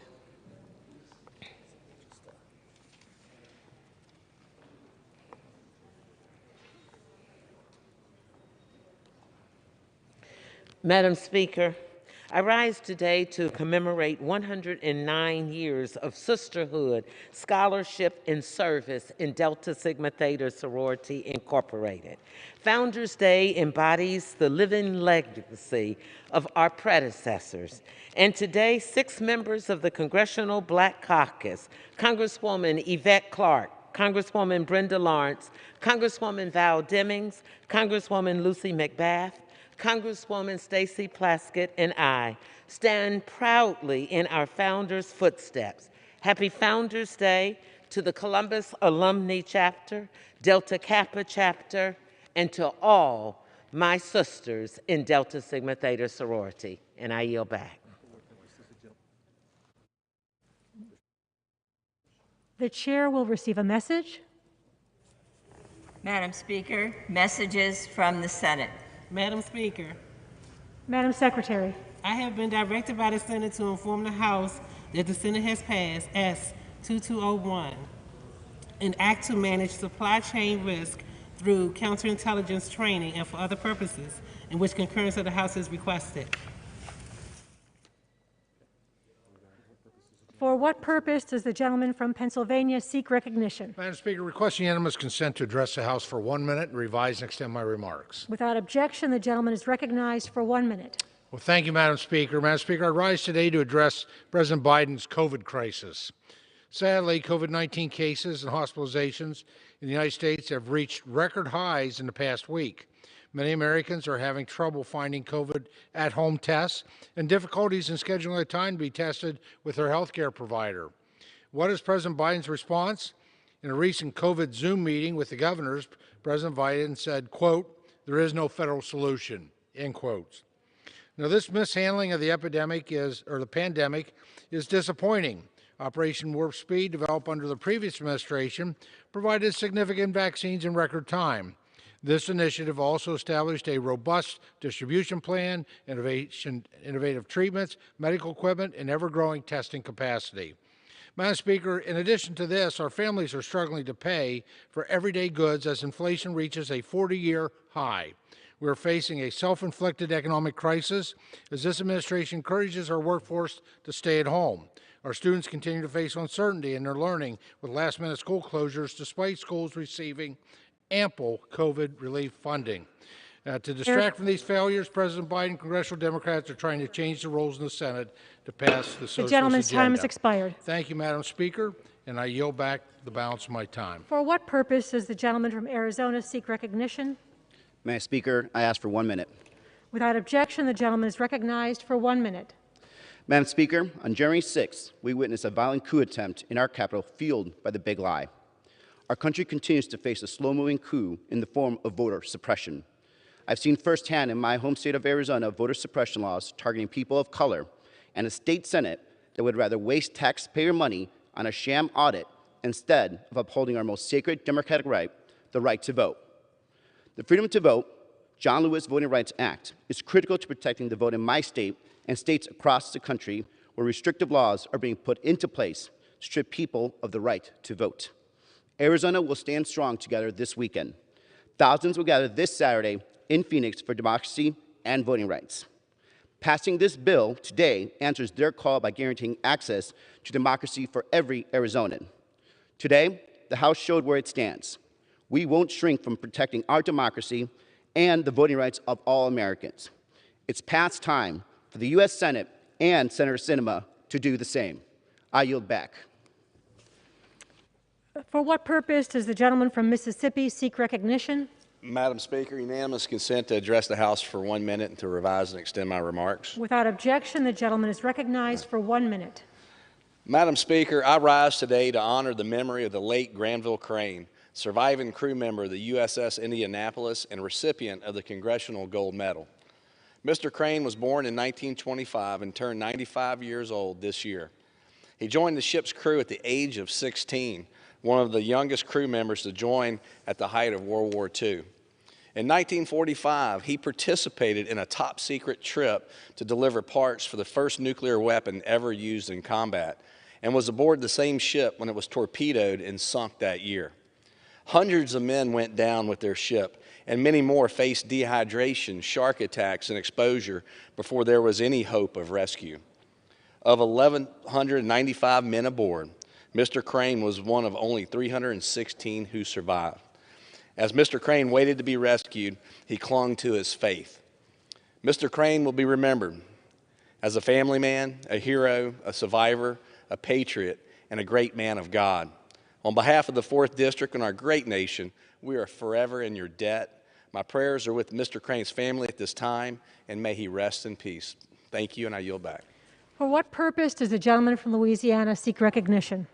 Madam Speaker, I ask unanimous consent to address the House for 1 minute and to revise or extend my remarks. Without objection, the gentleman is recognized for 1 minute.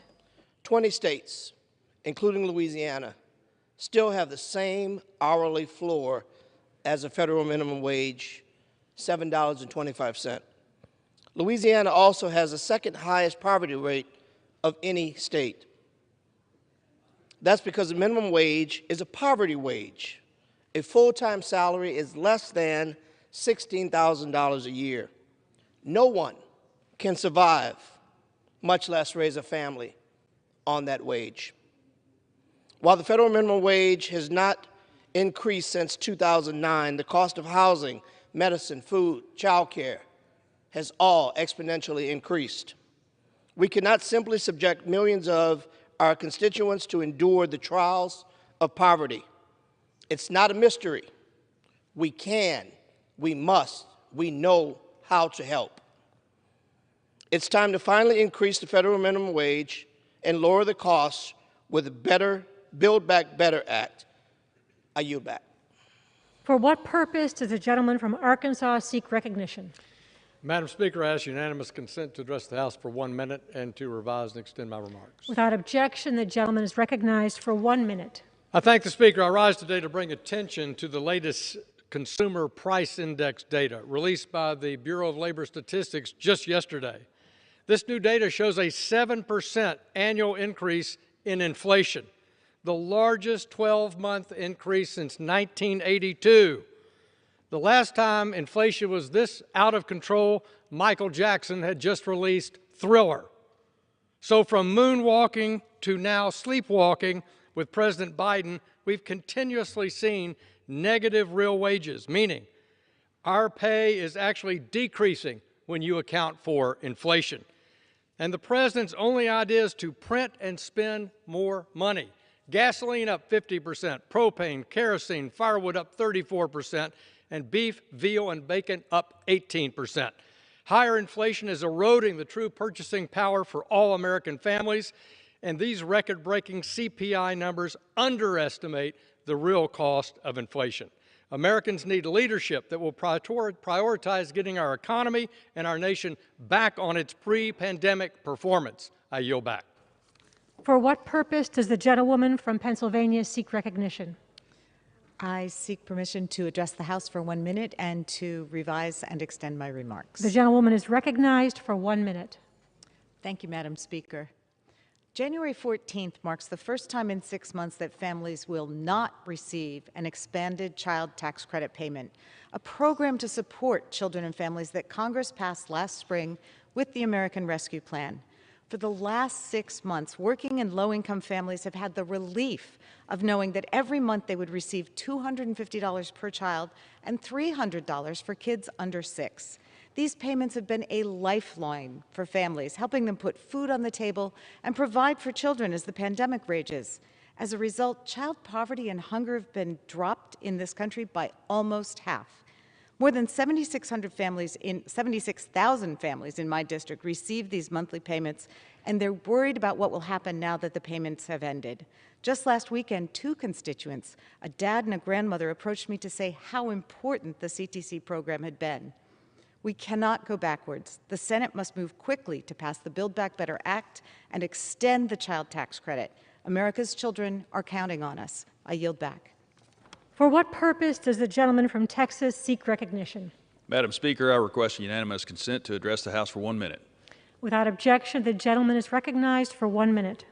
Madam Speaker, I'm honored to recognize an outstanding constituent of Texas 6, Battalion Chief David Maker, who has dutifully served the people of Waxahachie for the past 26 years. David was named Battalion Chief in 2018, but was leading in and out of the fire station well before that. Throughout his career, he has set the tone for what it means to be a good leader. I'm incredibly proud to announce that Chief Maker was named Firefighter of the Year for Waxahachie in 2021, an outstanding honor for which he deserves to be recognized. David also helps his community. He's done so by starting a nonprofit called Compassion for the Fatherless, which works with an orphanage overseas in fulfilling the needs of children by providing them with a strong foundation to be successful in life. David, you truly lead by example. I and the citizens of Waxahachie thank you for your incredible service and leadership in our community and to those who need it most. Congratulations on the well-deserved honor. I yield back my time. Thank you. For what purpose does the gentlewoman from Georgia seek recognition? Madam Speaker, I rise to announce that it's finally infrastructure year. The gentlewoman will suspend. For what purpose does the gentlewoman seek recognition? Madam Speaker, I ask for consent to address the House for 1 minute. Without objection. Madam Speaker, I rise to announce that it's finally infrastructure year for Georgia's 5th Congressional District. I've seen firsthand how the infrastructure bill will transform the entire 5th Congressional District in Georgia. To share just a few projects, we're going to repair crumbling bridges in the city of South Fulton, extend the Peachtree Creek Greenway in Brookhaven, make Forest Park a more pedestrian-friendly city, and maintain Hartsville-Jackson's title as the world's busiest airport. We are delivering for the people. I'm especially proud that the infrastructure bill includes the Reconnecting Neighborhoods program based on legislation that I wrote. This program will reconnect neighborhoods like the Sweet Auburn District that was intentionally divided by the construction of federal interstates. This is a matter of racial justice because for far too often it was Black neighborhoods that were divided. I've met with community leaders to hear what they need from the program, and I'll continue to be their voice in Washington as they build back better. And I almost forgot. While we're making these decades overdue investments in infrastructure, we're going to also create millions of good-paying union jobs. Democrats have delivered for the 5th District and our country, and we're not done yet. For what purpose does the gentleman from Wisconsin seek recognition? Speak for 1 minute. Without objection, the gentleman is recognized for 1 minute. It was a very disappointing recess. I knew at least 3 more people who passed away because of the COVID. For that reason, I was very disappointed in President Biden's comments earlier today on television, in that I think he could have brought up things that would have prevented some of these unnecessary deaths. First of all, President Trump's COVID was cured by monoclonal antibodies 16 months ago. Nevertheless, in my district, we have a shortage of monoclonal antibodies. I have doctors or clinics calling me wondering where they are. It's a good question. They were available for the President of the United States 16 months ago, but for some reason, President Biden and his team has shortages of monoclonal antibodies in my district that I'm convinced would have saved some of these lives. The next thing I'll point out is that my doctors tell me that people are better off if they're taking vitamin D, vitamin C, zinc, quercetin.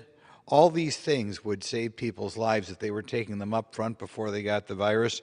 But again, President Biden gives a big speech, no comments on this. The gentleman's time has expired. Thank you. For what purpose does the gentlewoman from Texas seek recognition? Madam Speaker, I rise for 1 minute and I ask unanimous consent to speak to the House. Without objection, the gentlewoman is recognized for 1 minute. Sometimes it's extremely difficult, Madam Speaker, to really convey in this form both the pain and the emotion of one's journey in life. I worked for the Southern Christian Leadership Conference, the conference that Dr. Martin Luther King and Ralph David Abernathy organized and gathered foot soldiers from around America.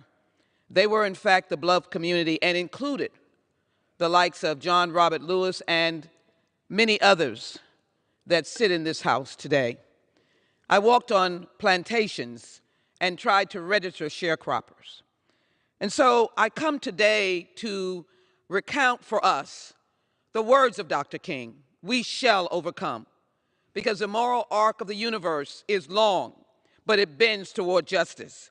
We need to enact democracy reform now more than ever, because state lawmakers introduced over 440 suppression bills in 49 states. We cannot allow the other body to stand on some sort of pro forma dignity that they cannot overturn the filibuster. When people died for the vote, we honor Dr. King on Monday. I want that vote to be The gentlewoman's his time has honor expired. that we have voting rights. I yield back. For what purpose does the gentleman from California seek recognition? Unanimous consent, address House for a minute and rise to the remarks. Without objection, the gentleman is recognized for 1 minute. Thank you, Madam Speaker. You know, we have a lot of lofty goals in this country about green energy, renewable energy and such, but we're not providing the ways in order to get there. One of the important components is the mined products that we need to go into the various equipment and into vehicles, etc. You know, we're not able to mine the critical minerals, the rare earths in this country.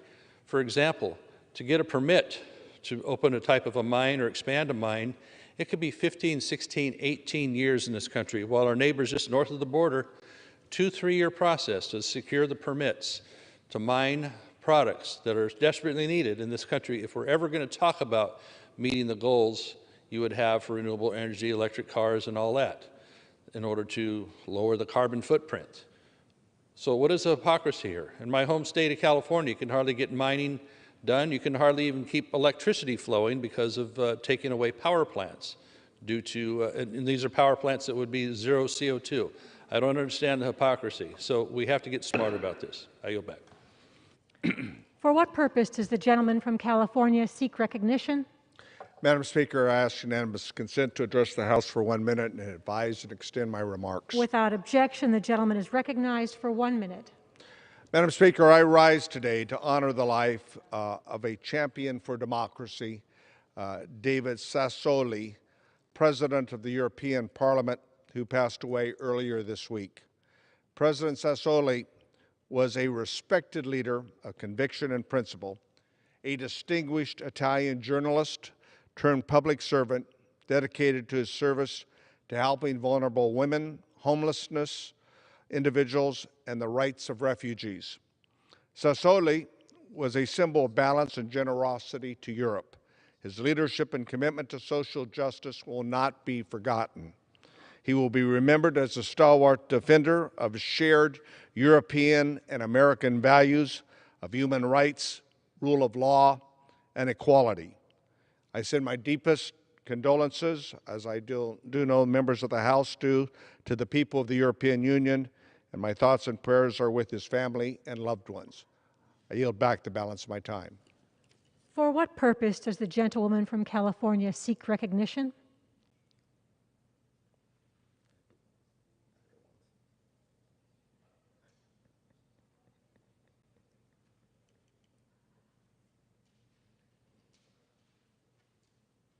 I ask unanimous consent to address the House for 1 minute. Without objection, the gentlewoman is recognized for 1 minute. Madam Speaker, our constituents sent us here to deliver for them, and the bipartisan infrastructure law is delivering for San Diego. Recently, the Department of Transportation announced that $24 million has been allocated to the San Diego International Airport, supporting tourism for our international city and helping our economy recover. But it's not just the airport. $4.8 billion in highway funding has been allocated to California already, the first of more than $29 billion in road and bridge funding coming to our state. Last week, I visited sites in my district in El Cerrito, Kensington, and Talmadge, where neighborhood roads were cracked, crumbling, and in need of repair. I've spoken with constituents, local officials, and small business owners in La Mesa and El Cajon about the importance of transit, walkability, and broadband. Because this may be the largest infrastructure bill since Eisenhower, but it's also one that's focused on the needs of the 21st century.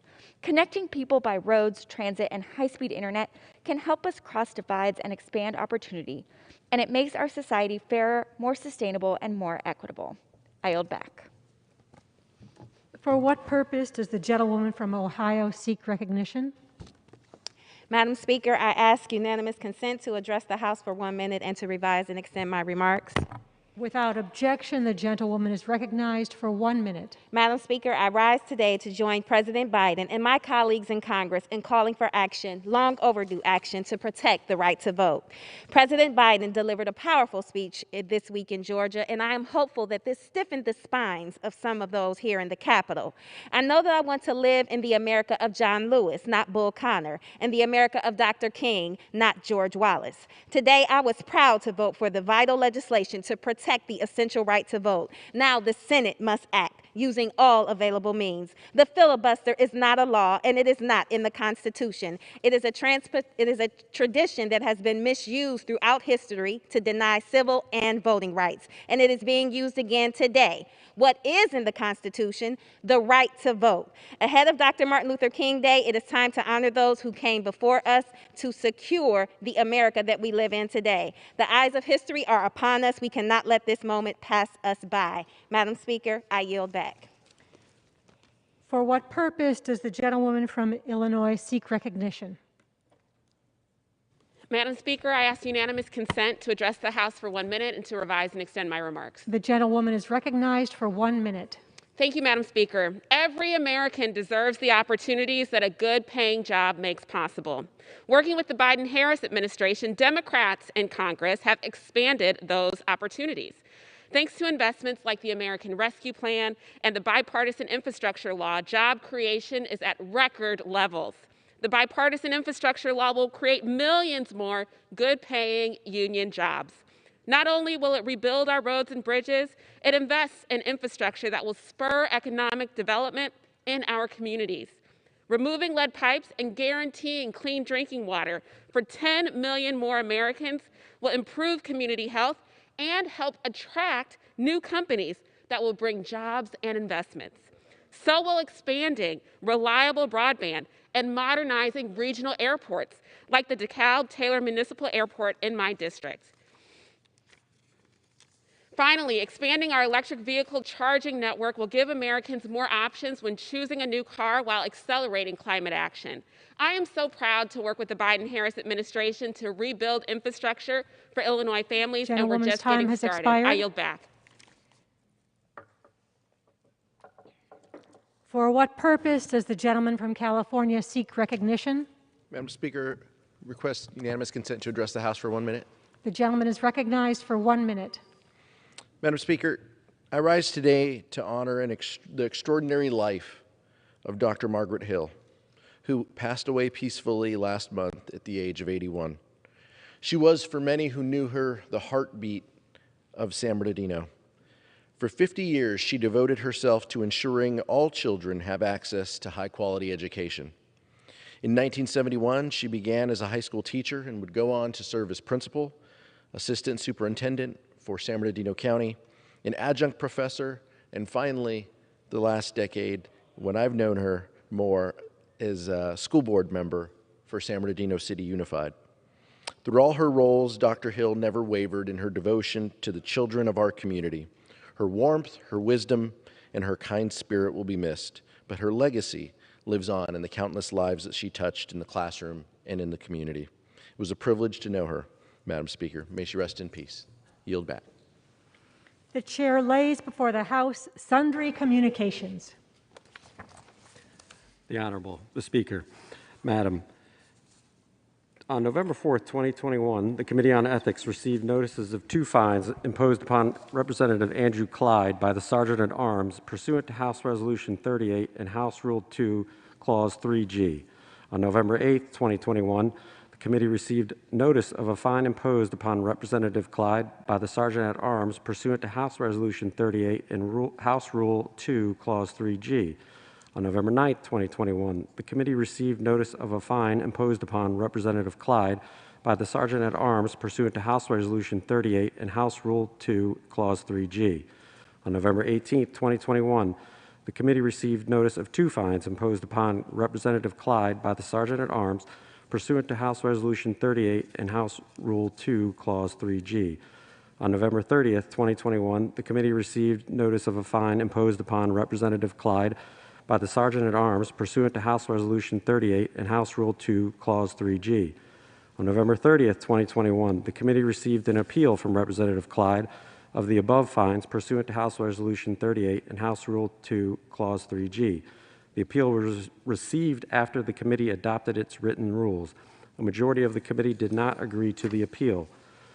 On December 3, 2021, the committee received notices of 3 fines imposed upon Representative Clyde by the Sergeant at Arms pursuant to House Resolution 38 and House Rule 2, Clause 3G. Representative Clyde did not appeal with the committee prior to the expiration of the time period specified in Clause 3G 3B of House Rule 2. Signed, sincerely, Theodore E. Deutsch, Chairman, and Jackie Walorski, Ranking Member. The Honorable, the Speaker. Madam, on November 30th, 2021, the Committee on Ethics received notice of a fine imposed upon Representative Marionette Miller Meeks by the Sergeant at Arms pursuant to House Rule Resolution 38 and House Rule 2, Clause 3G. Representative Miller Meeks did not file an appeal with the committee prior to the expiration of the time period specified in Clause 3G 3B of House Rule 2. Signed, sincerely, Theodore E. Deutsch, Chairman, and Jackie Walorski, Ranking Member. The Honorable, the Speaker. Madam, on November 30th, 2021, the Committee on Ethics received notice of a fine imposed upon Representative Lauren Boebert by the Sergeant at Arms pursuant to House Resolution 38 and House Rule 2, Clause 3G. Representative Boebert did not file an appeal with the committee prior to the expiration of the time period specified in Clause 3G 3B of House Rule 2. Signed, sincerely, Theodore E. Deutsch, Chairman, and Jackie Walorski, Ranking Member. The Honorable, the Speaker. Madam, on November 30th, 2021, the Committee on Ethics received notice of a fine imposed upon Representative Marjorie Taylor Greene by the Sergeant at Arms pursuant to House Resolution 38 and House Rule 2, Clause 3G. Representative Greene did not file an appeal with the committee prior to the expiration of the time period specified in Clause 3G 3B of House Rule 2. On December 3rd, 2021, the committee received notice of a fine imposed upon Representative Greene by the Sergeant at Arms pursuant to House Resolution 38 and House Rule 2, Clause 3G. Representative Greene did not file an appeal with the committee prior to the expiration of the time period specified in Clause 3G 3B of House Rule 2. Signed, sincerely, Theodore E. Deutsch, Chairman, and Jackie Walorski, Ranking Member. Under the Speaker's announced policy of January 4th, 2021, the gentleman from South Carolina, Mr. Clyburn, is recognized for 60 minutes as the designee of the Majority Leader.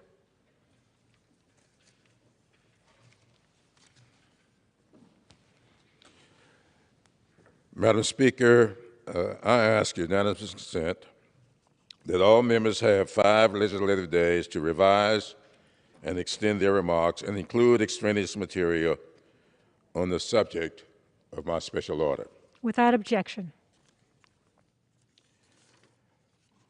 Madam Speaker, I first got interested in and started studying history as an 8-year-old. I grew up in a parsonage where my brothers and I were required every morning before breakfast to recite a Bible verse. And every evening before retiring to bed, we had to share with our parents a current event. We didn't have television, and therefore, in order to carry out that rule, we had to read the newspapers. It was delivered to our home every afternoon. Today, those who are living down in my hometown of Sumter, you get the Sumter Daily Item in the morning. But back then, it was an afternoon paper. And it was when my interest in the presidential campaign of Harry Truman that attracted me to politics.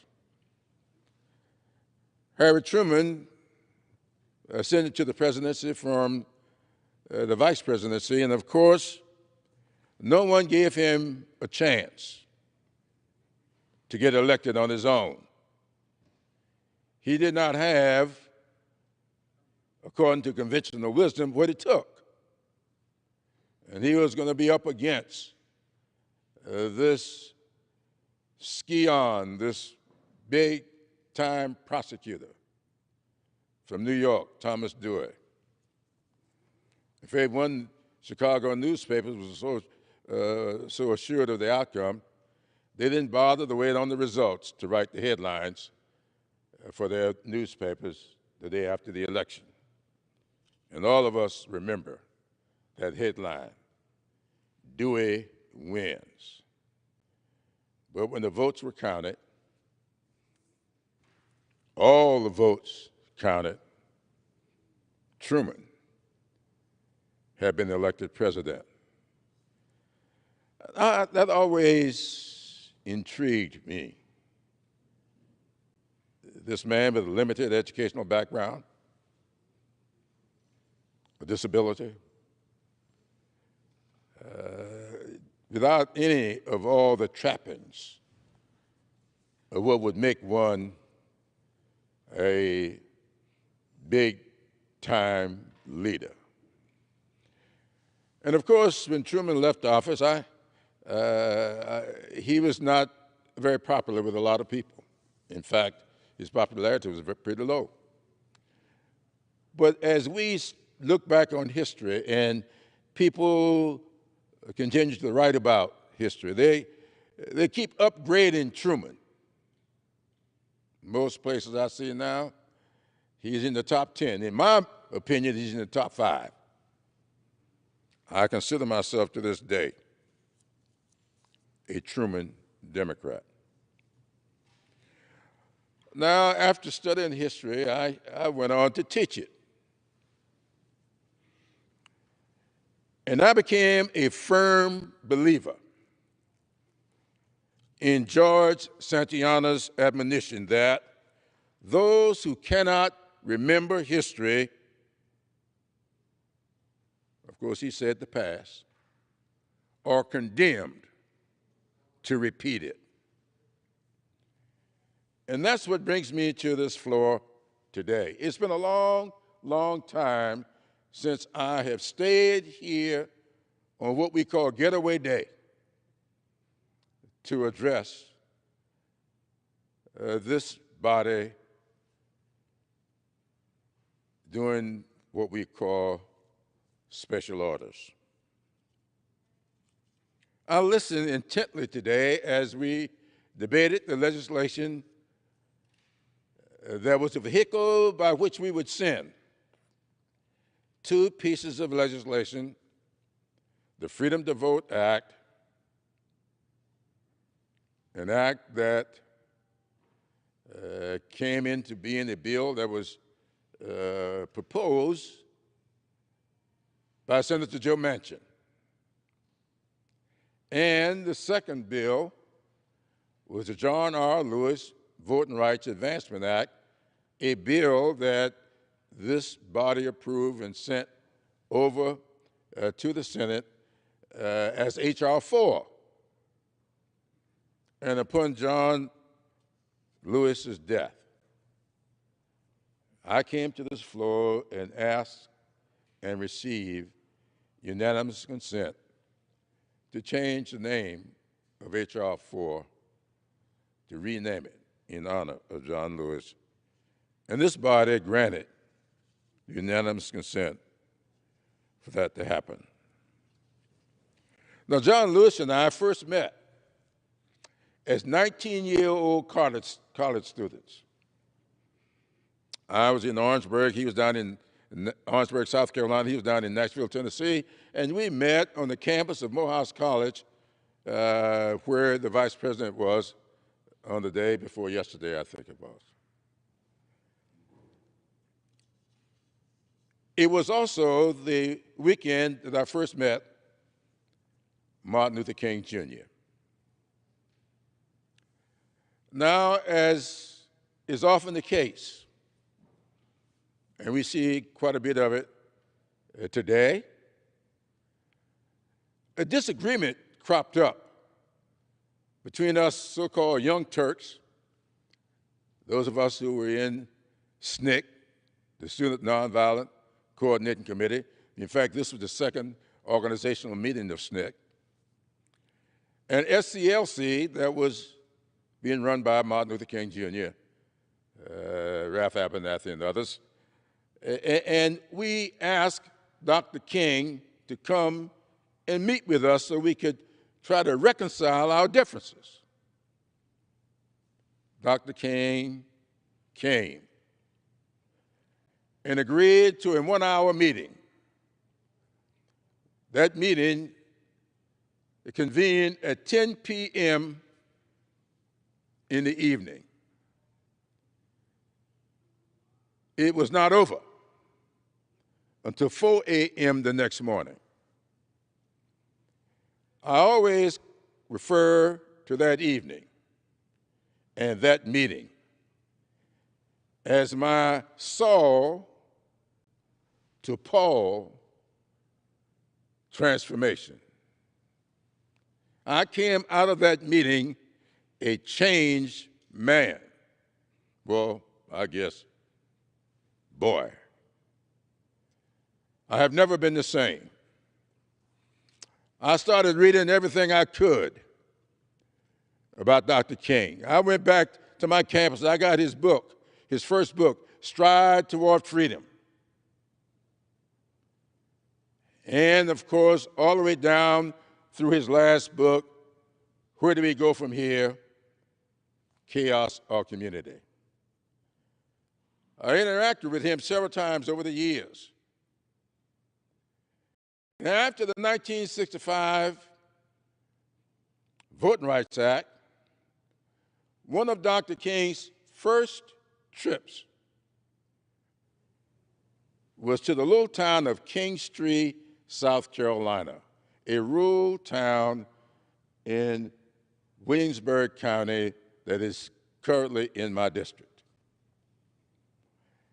And when he came that day, he came to talk to us about all the marches we were having. I was living in Charleston at the time. My late wife and I got in our little Falcon and drove to Kingstree to be a part of that meeting. And Dr. King talked that day about marching. We had marched to integrate lunch counters. We had marched to get off the back of the bus. We had marched for a lot of social things. But he said to us on that day, it is time to march to the ballot boxes. March to the ballot boxes. He put a new definition on what marching was all about. I remember that day as if it were yesterday.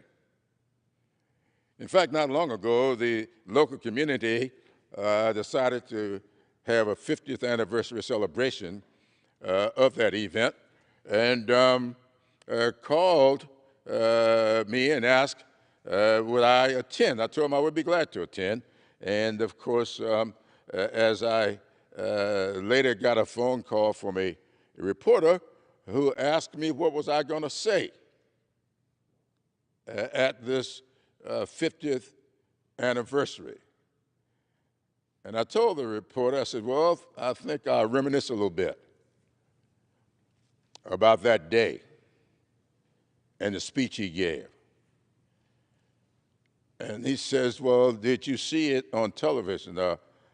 How do you know about the speech? I said, I was there. The reporter didn't quite believe that I was there. And of course, he questioned me, wanting to know what I remembered most about that day. And I said to him, the thing I remember most about that day was that it was a very big storm. In fact, the storm was so bad until on our way there we had to stop and wait it out. And when I got there, I was sure that we were not going to have a celebration. But the sun came out. Dr. King came. But there was so much rain until that cow pasture, I told him, that we were in, it was not very conducive for the convention. The reporter was kind of quiet, hung up. A few days later, the reporter called me back. The reporter had gone to the Weather Bureau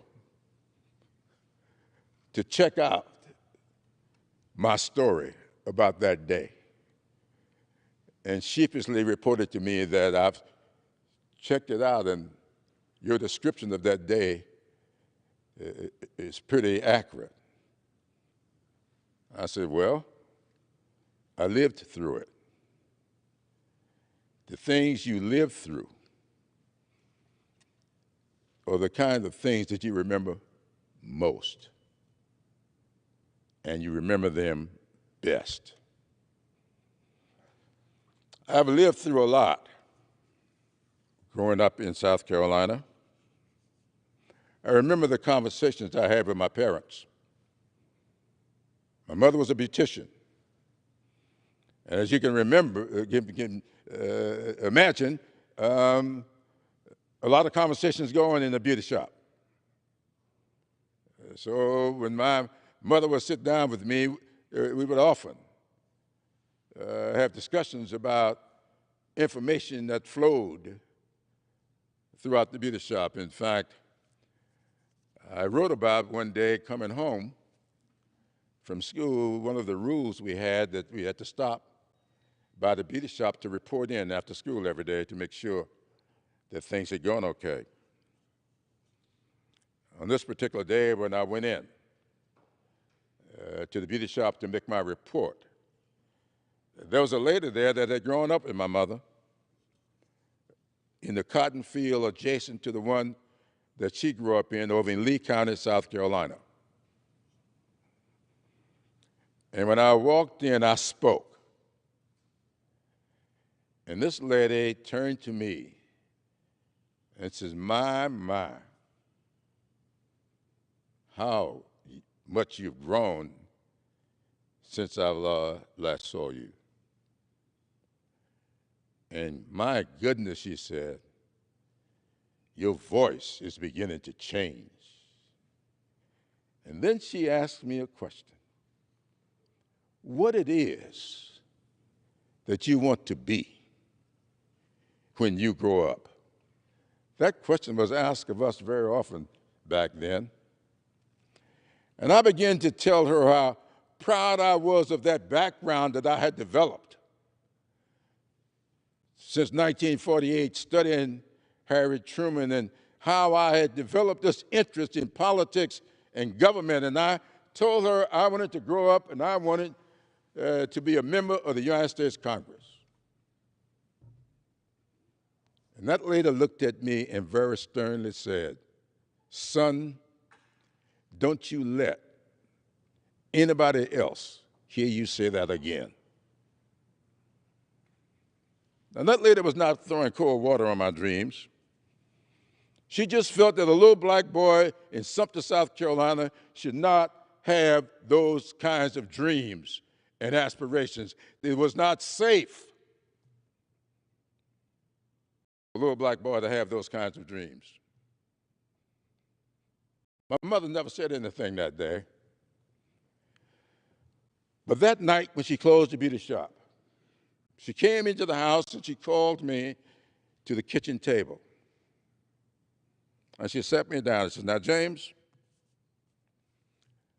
don't you let what that lady said to you today ruin your dreams. You stay in school. You study hard. You stay out of trouble. You can be able to live out your dreams and your aspirations.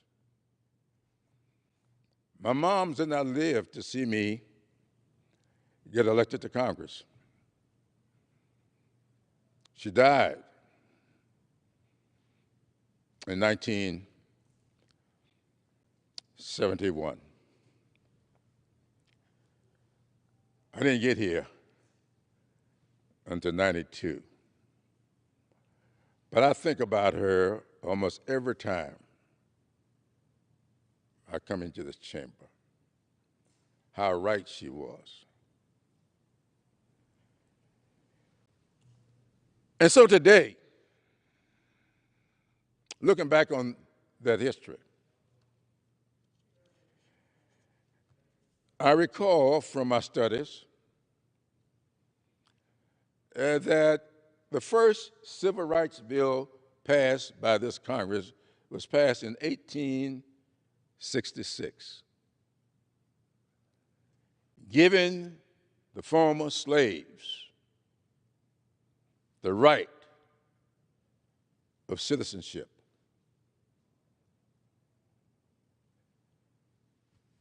And of course, following that 1866 law, South Carolina held a constitutional convention in 1868. And that's a very interesting constitutional convention. I would like to share with you some of what took place in that convention.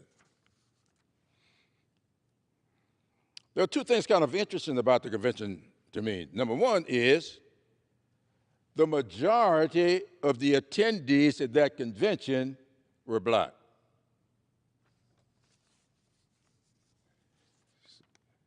It's kind of interesting.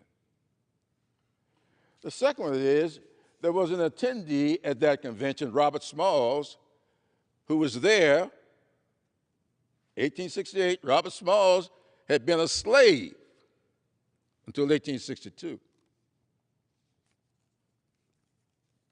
Just think about that. Now, here he was a delegate to the South Carolina Constitutional Convention and would go on to serve 10 years in the South Carolina legislature and another 10 years here in the United States Congress. A former slave. Now, I don't know how Robert Smalls felt about slavery. He didn't like it. If he did, he would not have engineered the escape. He would not have stolen the planter and taken on his whole family and his friends and delivered the planter to the Union Army and got his freedom and $1,500 for having done so. And he turned that $1,500 into great wealth and had become a great soldier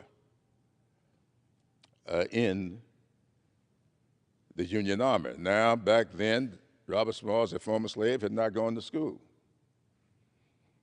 He didn't have a high school education, and therefore, though he wanted to be, they would not have taken him into the Navy.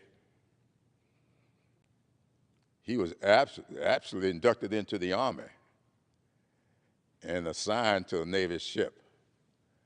That's why you see some ships now named for Robert Smalls.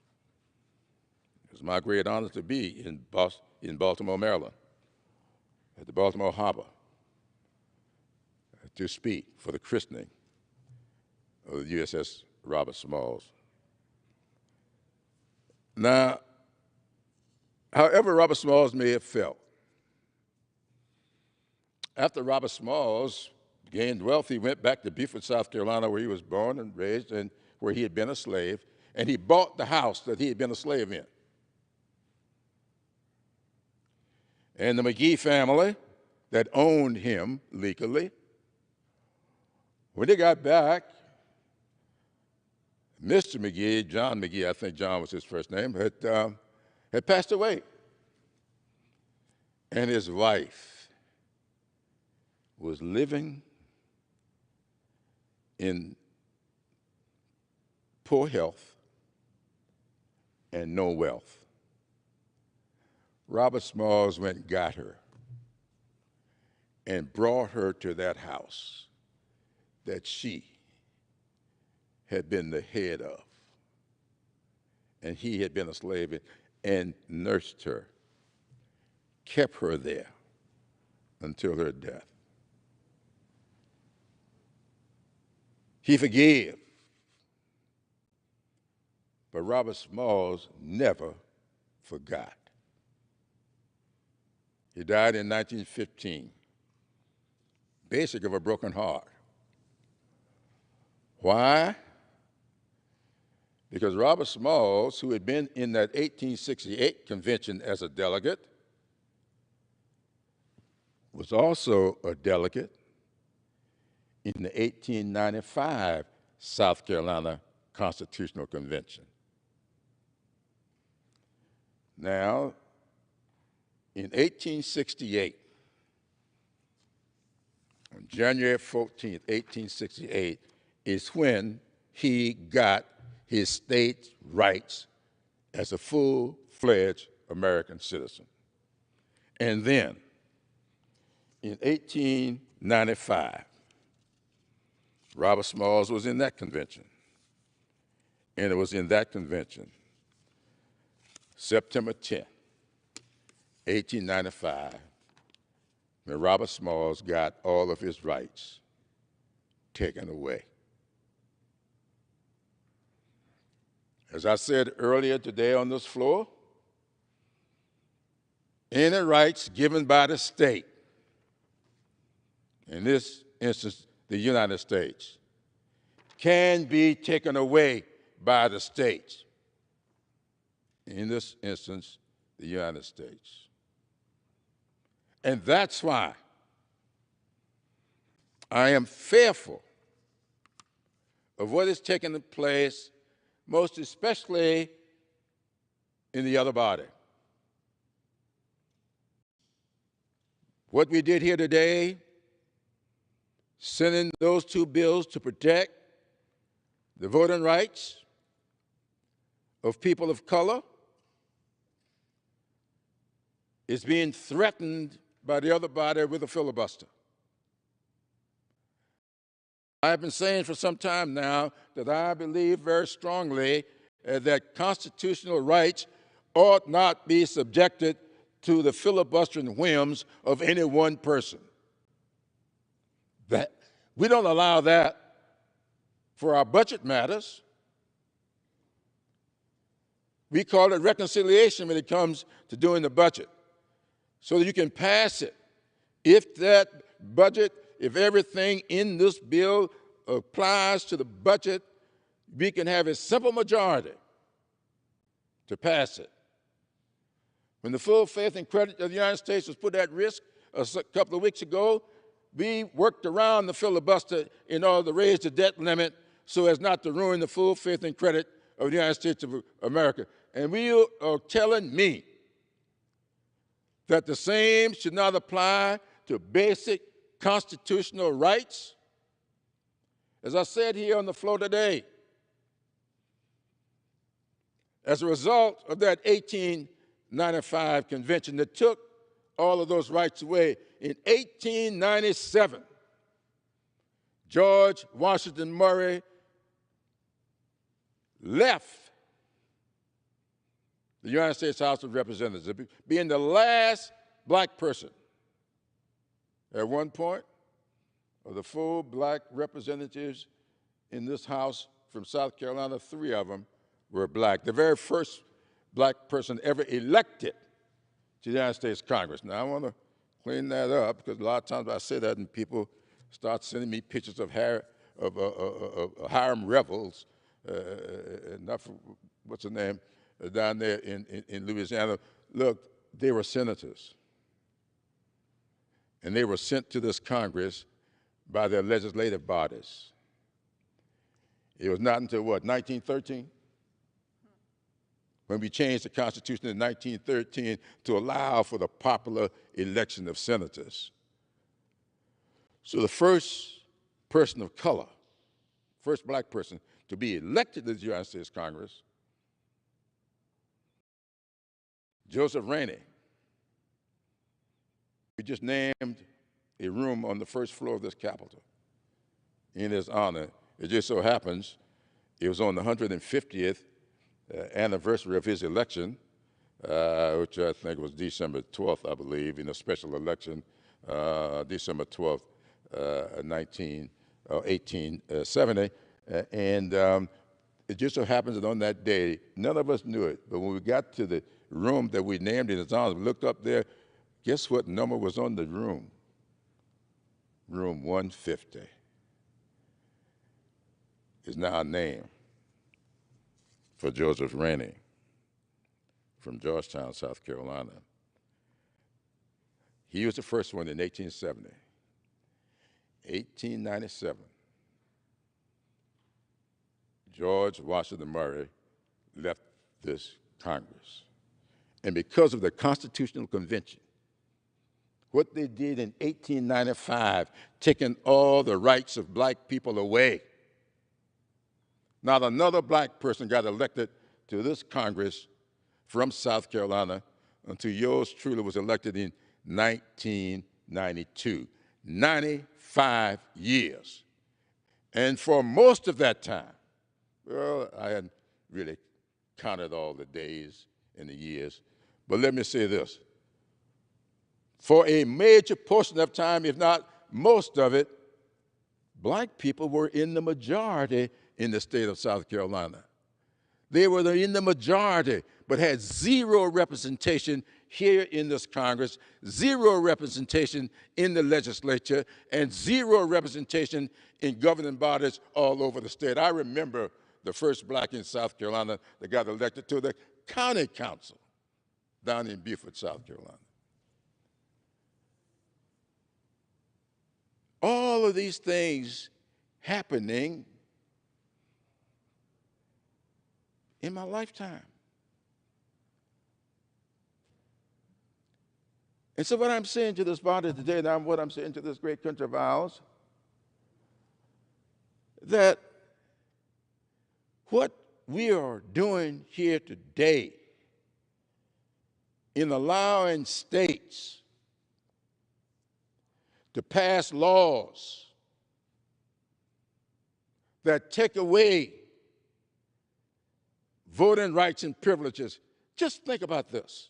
A state, one of my neighboring states, Georgia, just passed a law that says, now not only are we going to suppress, put all these difficulties, throw up all these barriers to voting, we aren't going to just do that, but now if this line gets long, and you're standing out here in the hot weather trying to cast a vote, and someone decides to give you a bottle of water to quench your thirst, they just made that a criminal act. You can give a bottle of water to anybody walking out on the street if they're thirsty. But if you give them a bottle of water while they're standing in the voting line, you have just committed a criminal act. I want the people of this country to think about that. I want my friends in the other body to think about that. And then went even further. They have put into the law a mechanism and a little entity, about, I think, 3 people, and set them up to be referees over whether or not the Constitution, whether or not the voting was to their liking, the results. And if they did not like the results of the vote, they can nullify the vote. That's what they just did. We got 19 states, and I want to hasten to add here, all of them are not southern states. 19 states, 2 of them up in the Northeast, have passed 34 laws and have introduced over 400 to make it difficult for people to vote and to nullify the efforts of voters. That's third world stuff. That's Banana Republic stuff. That is not the stuff of which America is made. And we are going to sit idly by and just watch this happen.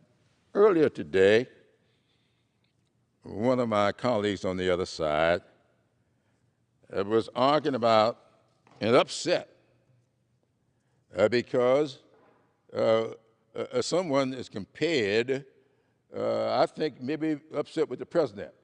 In fact, one of my colleagues said he, as a Southerner, he was insulted by President Biden's speech.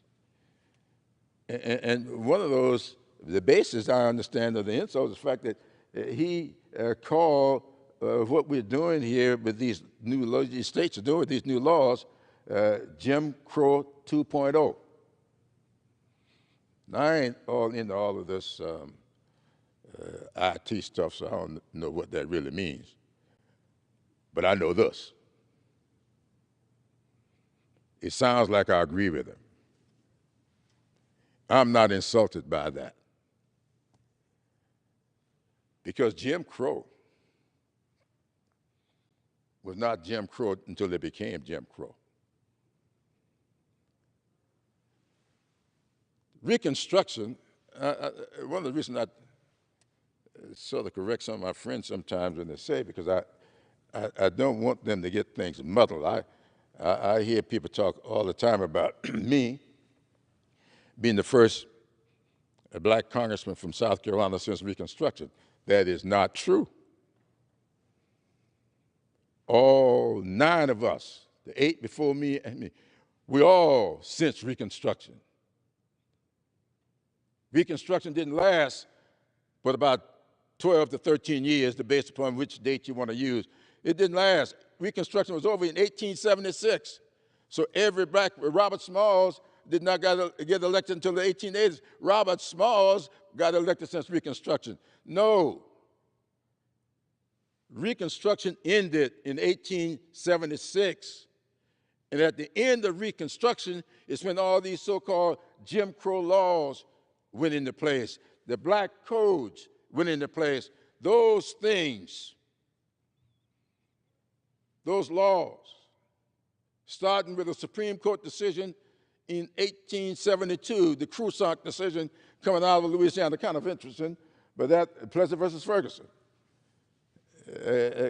came out of Louisiana. I want to thank the governor of Louisiana for having, after all these years, issuing a pardon to Homer Plessy, who was a man that was arrested and fined $25 for riding in a forbidden car on a train that he had paid a first-class ticket for,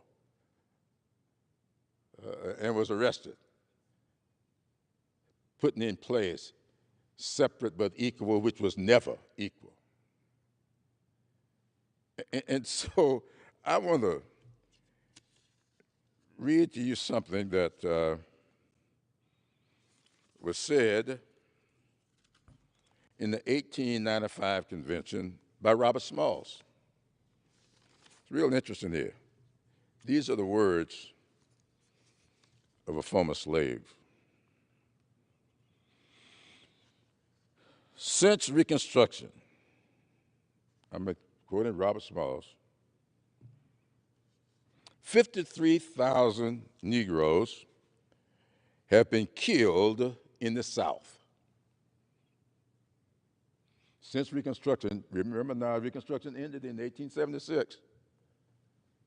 So somewhere between 1876 and 1895, when Robert Smalls made this speech, he says, 53,000 Negroes have been killed in the South, and not more than 3 white men have been convicted. And he got here, he said hung, though I want everybody to know that I'm educated enough to know that should have been hanged for these crimes. I want you to be mindful of the fact that the good people of the North are watching this convention upon this subject. I hope you will make a constitution that will stand the test. I hope that we may be able to say, when our work is done, that we have made as good a constitution as the one we are doing away with. Just think about that. They were doing away with the Constitution of 1868 that gave Robert Smalls and other blacks the right to vote, gave them citizenship rights. And in 1895, he's saying, I'm hoping that we finish here today, we will have done a new Constitution that is as good as the one that we're getting rid of. I think Robert Smalls knew very well what was in the making. Of course, there's another gentleman in that Constitutional Convention with him who had also served in the Congress, Thomas E. Miller, who had served in the Congress, and in order to get him out of the Congress, they made it attractive for him to be the first president of South Carolina State University, where Joe Biden was a couple of weeks ago, from which I graduated. Thomas Miller spoke on this issue as well. But here's what I want you to understand. One of the things they were putting in this Constitution was that in order to get the right to vote, you had to be able to interpret sections of the Constitution of the United States. You can't get the right to vote until you interpret the Constitution. And now some other states are a little worse than that. In Alabama, we've all seen the stories. In order to get the right to vote, you had to be able to tell whoever was standing there, somebody who probably couldn't even count, at least know, understand the Constitution, how many jelly beans is in a jar. These were laws passed by states. And anybody who may think that that is silly, to be able to have to count or guess how many jelly beans are in a jar in order to get the right to vote, that is no more silly than arresting somebody for giving a bottle of water to somebody standing in line in the hot sun. That is how stupid some of these laws they are passing are. And we in this body, and my friends across the other side of this building, are condoning that, saying that we can't change this process to get rid of that kind of silliness. This is serious stuff. Let me go on and tell you what else Robert Smalls said in this speech. How can you expect an ordinary man to understand and explain any section of the Constitution to correspond to the interpretation put upon it by the manager of an election? And I guarantee you, some of these people, I knew some of them, who were running these elections could not read the Constitution, much less interpret it. And he said this, when by a recent decision, I want everybody to listen to this. When by a recent decision, the Supreme Court, composed of the most learned men in the state, 2 of them put one construction upon a section of the Constitution, and the other justice put an entirely different construction upon it. How did we get 5-4 decisions in the United States Supreme Court? Because 5 people think one way, 4 people think the other. which one of them would get the right to vote? Interpreting the Constitution. This is the kind of silliness here.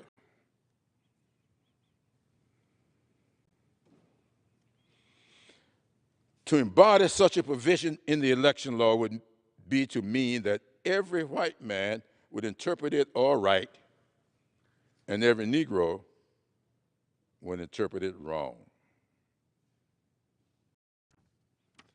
And then Robert Smalls says, I appeal to the gentleman from Edgefield to realize that he is not making a law for one set of men. Some morning, this is Robert Smalls here, back in 1895, Robert Smalls says, some morning you may wake up to find that the bone and sinew of your country is gone.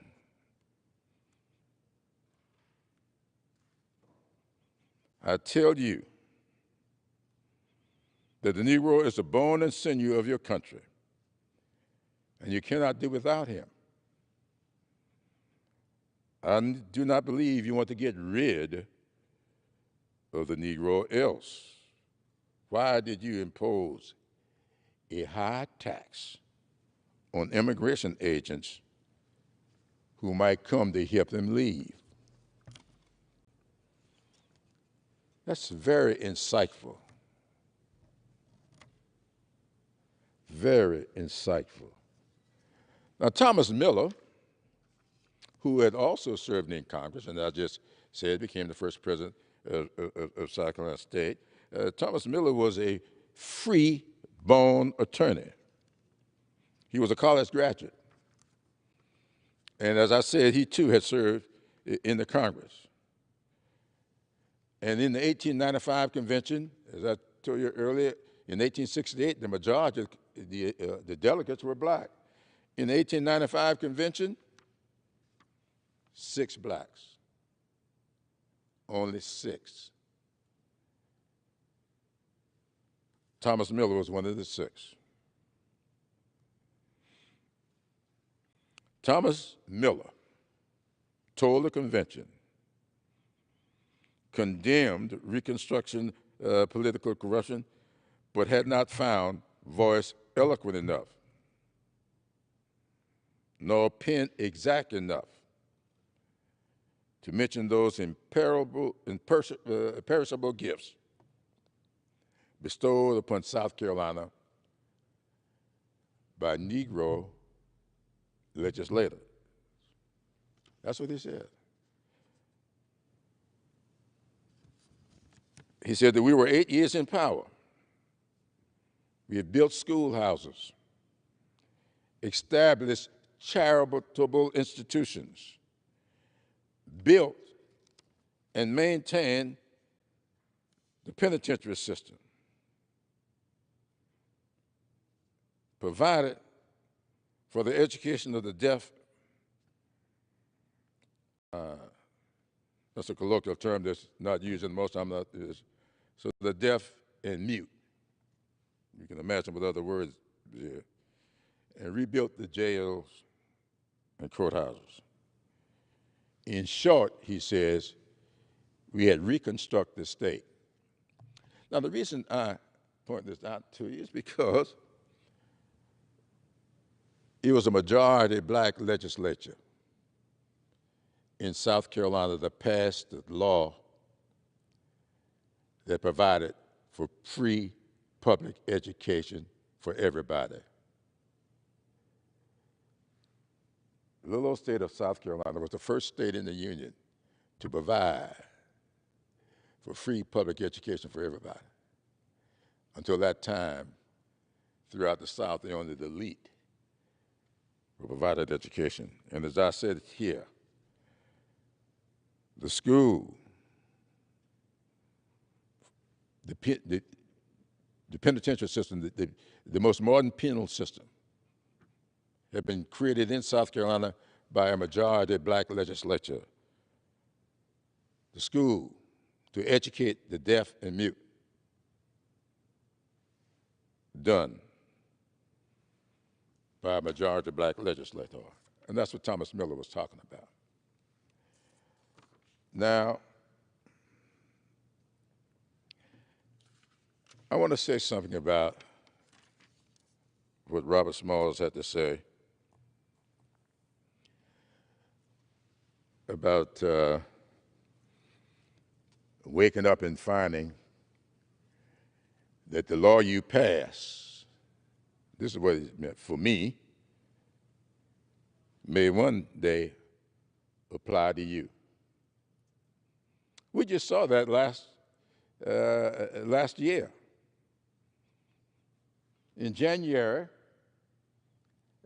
when Georgia elected Senator Ossoff, Senator Ossoff ended up defeating an incumbent senator. Now, that incumbent senator was David Perdue. Now, let me tell you something interesting about that. And I think that people better start thinking. Georgia decided several years ago, I remember when it happened, that because there are so many black people voting, they decided to set up, and you can go back, I won't go through it today, and read the debate that took place in the legislature when Georgia decided that in order to win a general election in South Carolina, you had to have, in Georgia, you had to have 50% plus one. And the man who proposed it argued on the floor that he was doing that in order to dilute, to nullify the effect of the black vote, to make sure that you get to a one-on-one black versus white runoff requirement. He felt that if there were 3 or 4 people in the general election, and then the black people voted in unison, they could get a black person elected to the Senate. And that's not what he wanted to happen. So he wanted to make sure that if more than 2 people running and nobody gets 50%, then you got to have a runoff in the general election between those 2. And if one was black and the other was white, that the white person was sure to win. Well, that tells you how short-sighted he was. Because that's exactly what happened in that other election between Warnock and an incumbent senator. Now, Warnock got a smaller vote than the person he was in the runoff with. But he didn't get 50%, so they had to run off. David Perdue got 49.8% of the vote, but it was not 50%. If they had not changed that law, David Perdue would have been re-elected to the United Senate on that day, back in November. He never would have been in the runoff because he had 49.8%, but they put in the law that you got to get 50%. So now he's got the runoff. He runs off against Ossoff and gets beat. He would have been elected if Georgia had not changed. Just like Robert Smalls told the people of South Carolina, you aren't making this law just for me. You're going to wake up one day, and this law is going to apply to you. Just ask David Perdue. Now, on the other side of the coin, how much time do I have left? The gentleman has 8 minutes remaining. I didn't know I could talk so long, but I'm thinking. Well, on the other side, the gentleman was short-sighted in his debate in the legislature simply because Warnock is in this runoff, It was black against white, but the people of Georgia decided they would elect the black guy. So the Georgia legislature was wrong on both fronts when they put that law in place. The law that would have re-elected Perdue was taken away, and they put in place a law that was supposed to ensure his election, and he lost. And they lost on both fronts. And so I want to say to my friends in the Senate, and I've been talking to them, and I am quite frankly very disappointed in my conversations. And that's why I've decided to come to this floor today. And I want to say to them, they should be careful. They should be very, very careful. Because what may look like a good thing to do today may not be such a good thing after it's operated for some time. I think, Madam Speaker, I'm going to give you back a few of these minutes. I could go on for some more. I've got some other things I probably should have said, and I may have already said some things that I should not have said. But I did say I was going to say something interesting about that first Constitutional Convention in 1895. I just told you about free public schools. We went in that Constitutional Convention, the guy that put up the resolution calling for free public schools was Robert Smalls. The penal system that they put in place that was the envy of the world, done by the majority of black legislators. I've talked about all that. But there was something else that they proposed that they couldn't get done.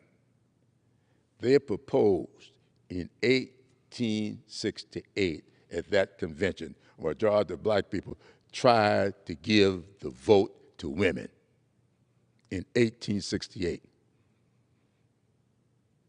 Something that did not happen until the 19th Amendment in the 1900s, whatever that was, 1920-something.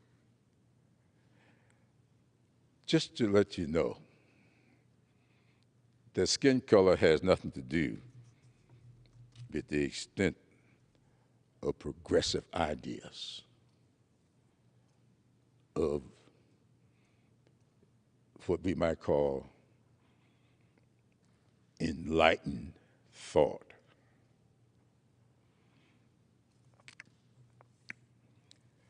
I'm going to close with I call it a poem. I used to quote it pretty often. A German theologian, Lutheran theologian, named Martin, and I think I pronounced his last name right, Niemöller. Doesn't quite spell that way, but I'm not that equipped in the German language, but I think that's the way it's pronounced. And I close with his words. First, they came for the socialists, and I did not speak out because I was not a socialist. Then they came for the trade unionists, and I did not speak out because I was not a trade unionist. Then they came for the Jews, and I did not speak out because I was not a Jew.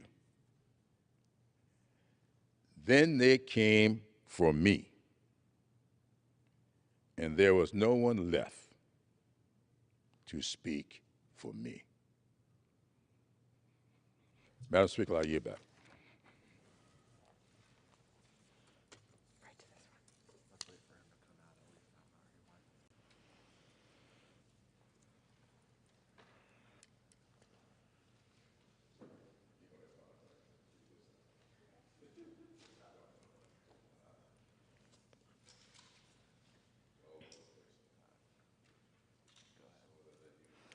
Under the Speaker's announced policy of January 4th, 2021, the gentleman from Arizona, Mr. Schweikert, is recognized for 60 minutes as the designee of the Minority Leader. Thank you, Madam Speaker. To Whip Clyburn, it's always impressive getting to hear you speak. Madam Speaker, I'm going to try something because we talked about this when we were over our Christmas break, that the first floor speech should be one that was a bit more positive.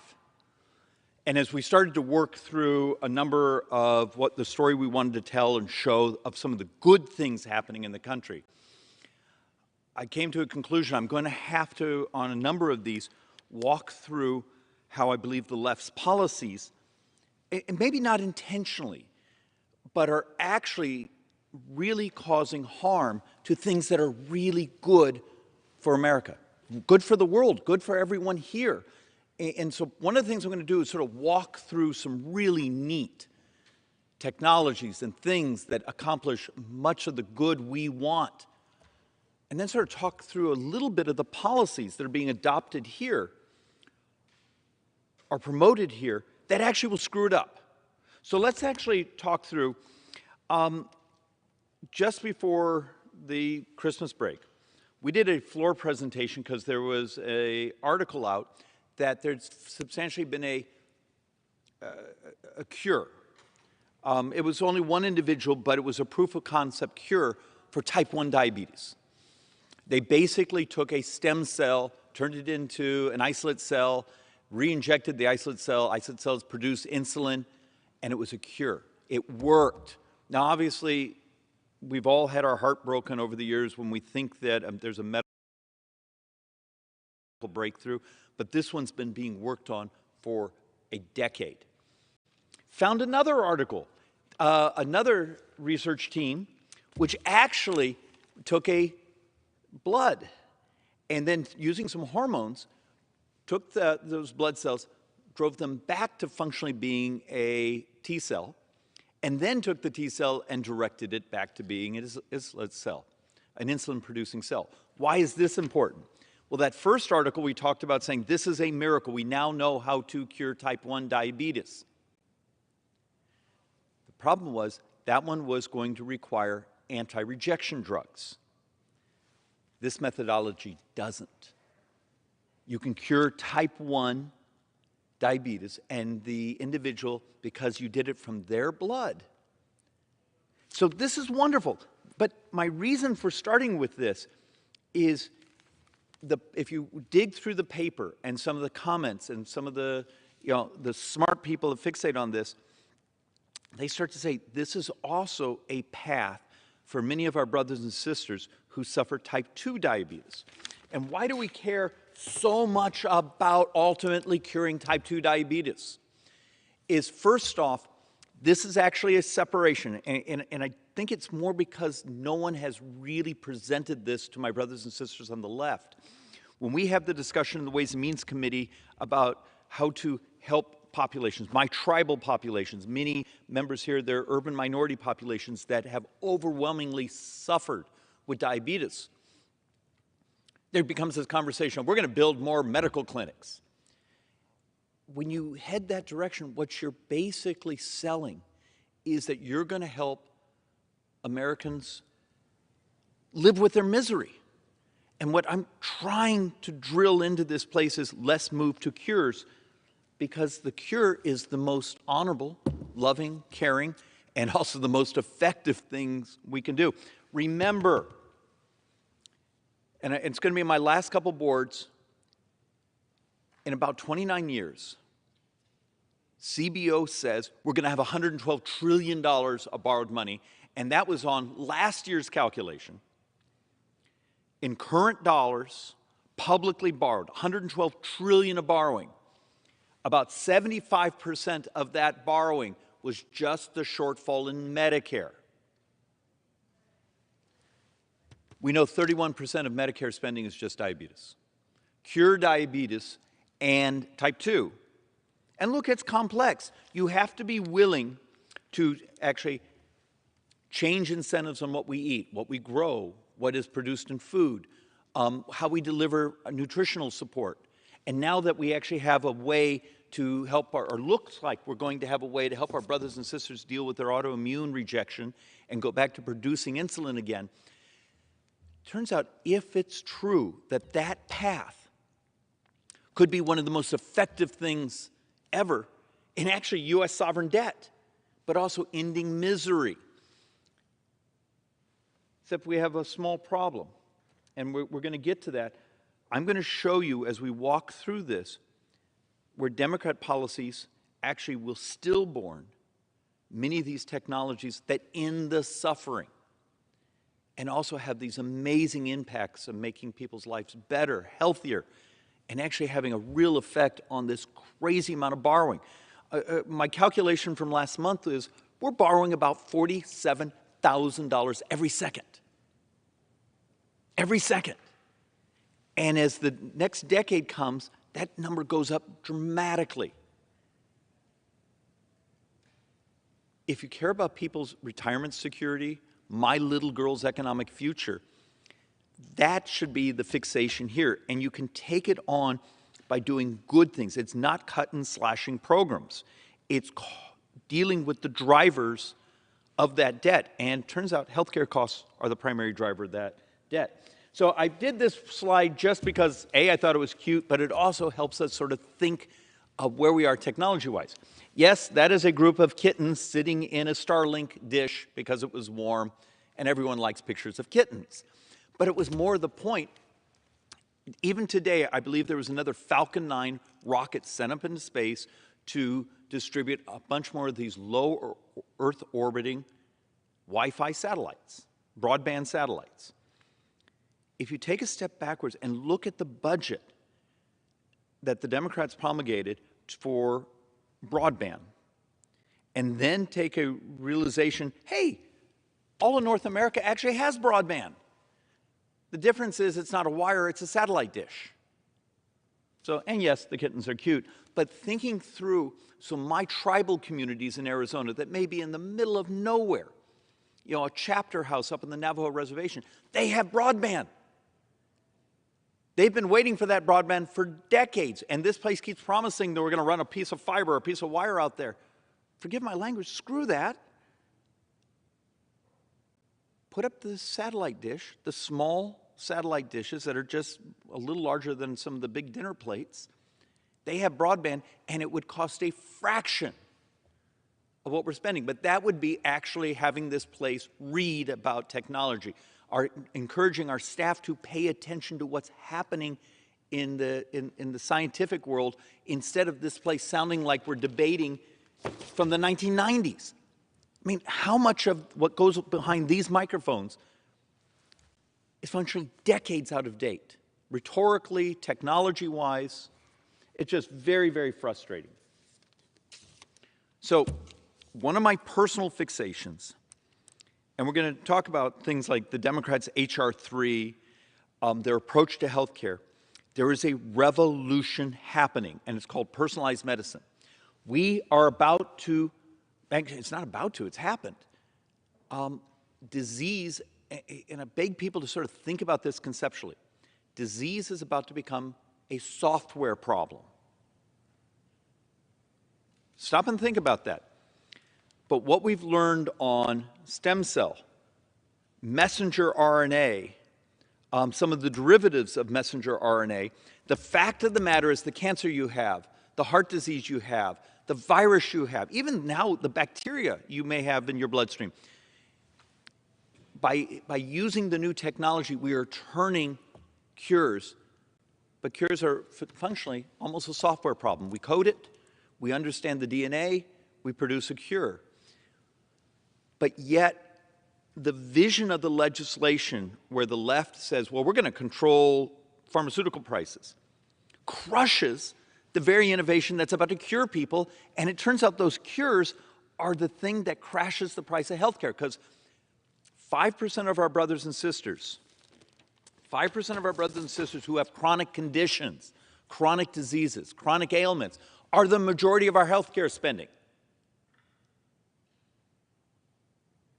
And what the left has proposed is great politics. It's brilliant politics. Hey, we're going to go and, we're going to functionally nationalize the pricing mechanisms by referring to Europe, and that's how we're going to price drugs. And yes, the economists who do pharmaceutical research say all these new innovative drugs are going to disappear, and we basically make big pharma bigger.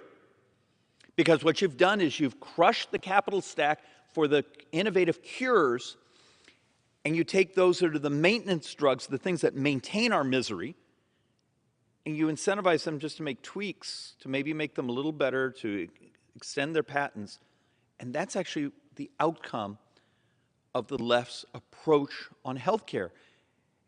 And I don't think it's done maliciously. I think it's just one of those occasions that you're going to see multiple times in these boards. Good intentions isn't necessarily good outcome. Virtue signaling doesn't mean that it worked. It just means the left gets judged on good intentions, not on the outcomes. So we actually have even the new papers that are out in the last month or two talking about CAR-T, which is a derivative of, functionally, messenger RNA, being used on heart disease. Remember, heart disease, #1 killer as we get through this pandemic time. What happens if that back to health care disease is substantially a software problem? We actually have the way to have an incredible impact on the #1 killer in our nation. This is a wonderful thing. This is a really good thing. This does not happen quickly under the left's HR 3 mechanisms. They will still born much of this technology, the investment in it, and the ability to bring it to market. If the left and the right, if we actually give a darn, we should be looking at here's the things that are disruptive, that cure, and what do we do to get these technologies to our brothers and sisters as fast as possible.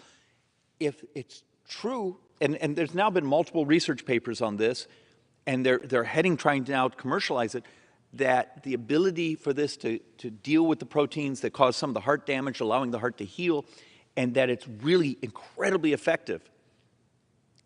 This is wonderful because we did not have this a year ago, even conceptually, and it's here.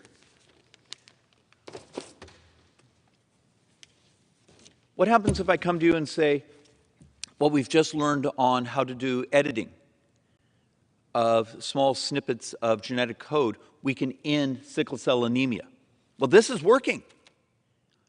It's back to my constant trying to pitch this concept of cure the disease in the misery. Don't do what is the rhetorical method around this place saying, it's great politics for me to offer more healthcare clinics because that way it looks like I just did something and it helps my reelection. And yes, getting the actual cure to market might take a little bit longer. But do you remember at the beginning of the pandemic when we talked about getting a vaccine and this concept we would get a vaccine in less than a year? And the debates we were having here of, oh, that's pie in the sky, that's a fantasy, but it happened. No, it took a bunch of money. It took unleashing a lot of resources and freaky smart people and pushing the bureaucracy to become more efficient, but it happened. Could you imagine if we did that same type of passion to cure diseases? Because we know how to cure now sickle cell anemia. How do we get this to our brothers and sisters who are suffering? Instead of trying to come up with another way to just do the maintenance. And my argument behind this microphone right now is these are wonderful things that are happening. How do we keep the Democrats, the left's policies, from destroying this progress? And this is a little board that basically talks about the Democrats' HR 3. Wonderful rhetoric. Every voter, right and left, Republican, Democrat, is frustrated with pharmaceutical prices. Okay.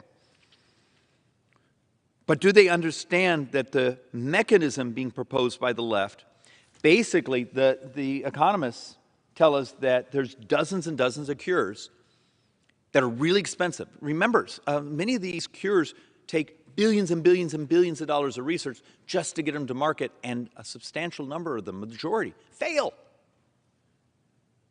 Now, a lot of that cost is our fault, the bureaucratic mechanisms, and a couple of us have ideas on how to streamline that process and reduce that cost to get these revolutionary pharmaceuticals that cure to market. But this is really important, and there's one other thing on this board that needs to be understood. The left's pharmaceutical pricing proposal does something called reference pricing.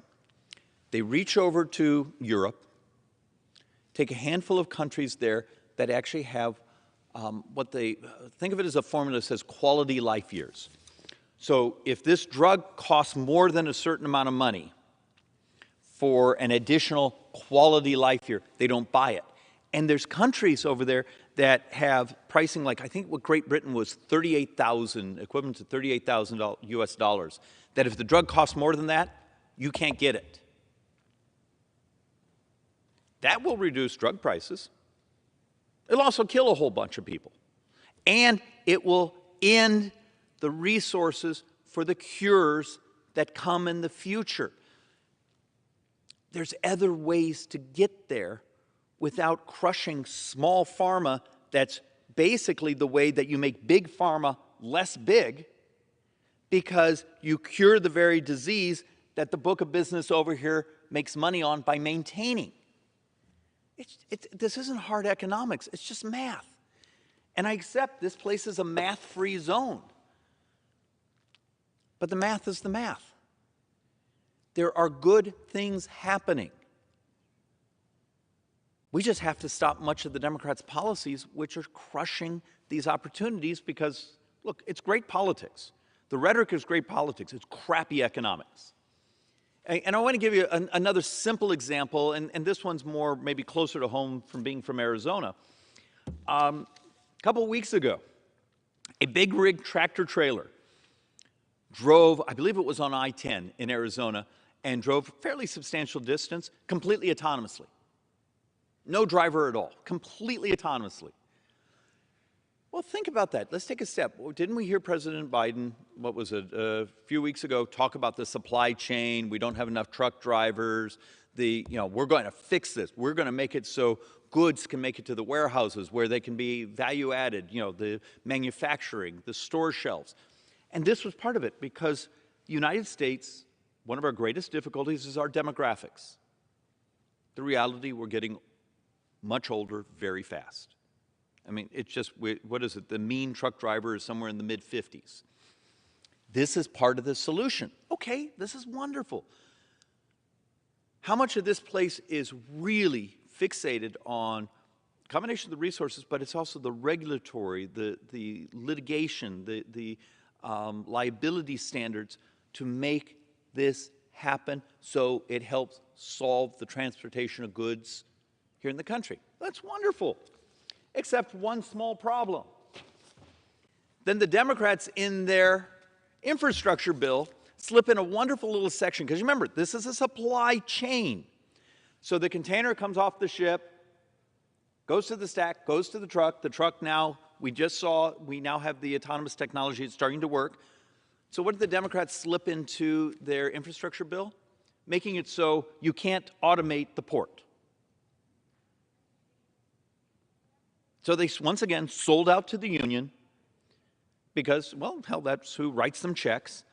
But you can't have it both ways. You can't have a president get behind the microphone and say, I'm working on this. I'm going to help solve the supply chain problem. Wink, wink, nod, nod. I'm going to hide into our infrastructure legislation that vast majority of the money did not go to actually infrastructure, and then put in things that they're saying, but we're going to also make sure you can't automate the ports. These special interest legislations, because Congress has become a protection racket. You're this union, you come in, you have enough friends here, they'll actually do something that protects that book of business against what was good for the entire country.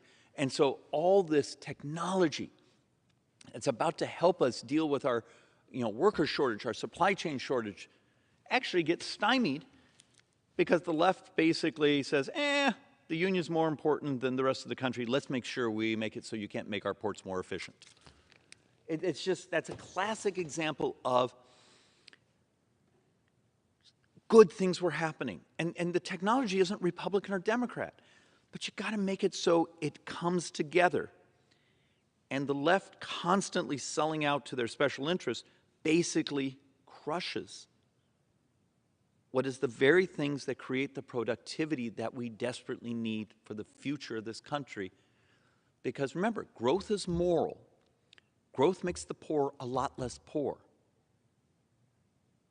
And then to do these backdoor little deals that actually crush the efficiencies, the productivity that make the society wealthier. It's a wink, wink, nod, nod. It may be great politics. It's really crappy economics. So let's actually talk about another thing. It's happening. Okay, so let's all, how many speeches have we been given about global warming here? A lot of our brothers and sisters care passionately about this. And then on the other side, at the very beginning of the Biden administration, with the help of many of my Democrat colleagues here, they basically chomped down on permitting, regulations, accessibility, pipelines, those things for natural gas. Even though we know over the previous decade and a half, natural gas was the substantial, by far, driver of the reduction of North America's greenhouse gases because it burns so much more efficiently, and the price, because accessibility had become so available, the price of natural gas had come down so much that facility after facility that were generating electricity had switched to natural gas away from coal. So what did Democrats do this last year? They made natural gas substantially more expensive. Well, what did they think was going to happen? So congratulations to my brothers and sisters on the left. Would you believe they've increased coal usage by 23% last year over where the Trump administration, so the Trump that was accused of being too friendly to coal by the environmentalists had, because of the productivity, accessibility of natural gas prices fell, use of coal went down dramatically. The left comes in, starts to do all sorts of regulations, permitting restrictions, those things for natural gas prices go up, those facilities converted back to coal. Congratulations, 23% more coal got burnt.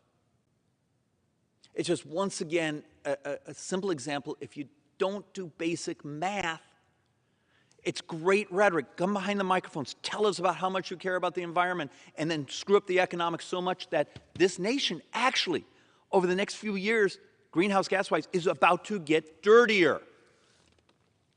You've seen my slides I've brought to the floor before on how much of our baseload nuclear is about to come offline. There will be more baseload nuclear about to come offline than every bit of photovoltaic that's been put into this entire nation. It's math. It's not hard. But we don't seem to reward facts around here. What we reward is brilliant virtue signaling, pretty words, and not the final outcome. So, having had a conversation with a couple of my friends who, they're good people, they're on the left, they care passionately about greenhouse gases, and I asked them about this why'd you go so anti-natural gas even though it was responsible for the vast majority of the reduction of U.S. greenhouse gases? Well, I don't like methane. Okay, that's fair. May I suggest actually purchasing a scientific journal subscription or two and read, because a couple weeks ago, some of these articles came out that a dramatically less expensive way to capture methane. It's functionally clay with a slight alteration. I think it's a copper oxide added. It's functionally kitty litter. See a theme, kitties in the Starlink satellite, but this is functionally MIT paper saying, hey, we found a really inexpensive way to capture the methane. So if you're worried about wellhead bleed off or interconnection bleed off or these things, and apparently the model even works for ambient capture. So instead of going anti-natural gas and making everyone's life more miserable and more expensive, and then pushing manufacturers of ions, electric generation back to coal, get your head right. Learn the economics and say, there's technology out there that we can capture the thing you were saying you were worried about very inexpensively. Put your resources, put the regulatory push behind a solution. It's a little harder to explain in front of your environmentalist town hall, but it's facts. There are wonderful things happening. There are solutions, and solutions that don't bankrupt the American people.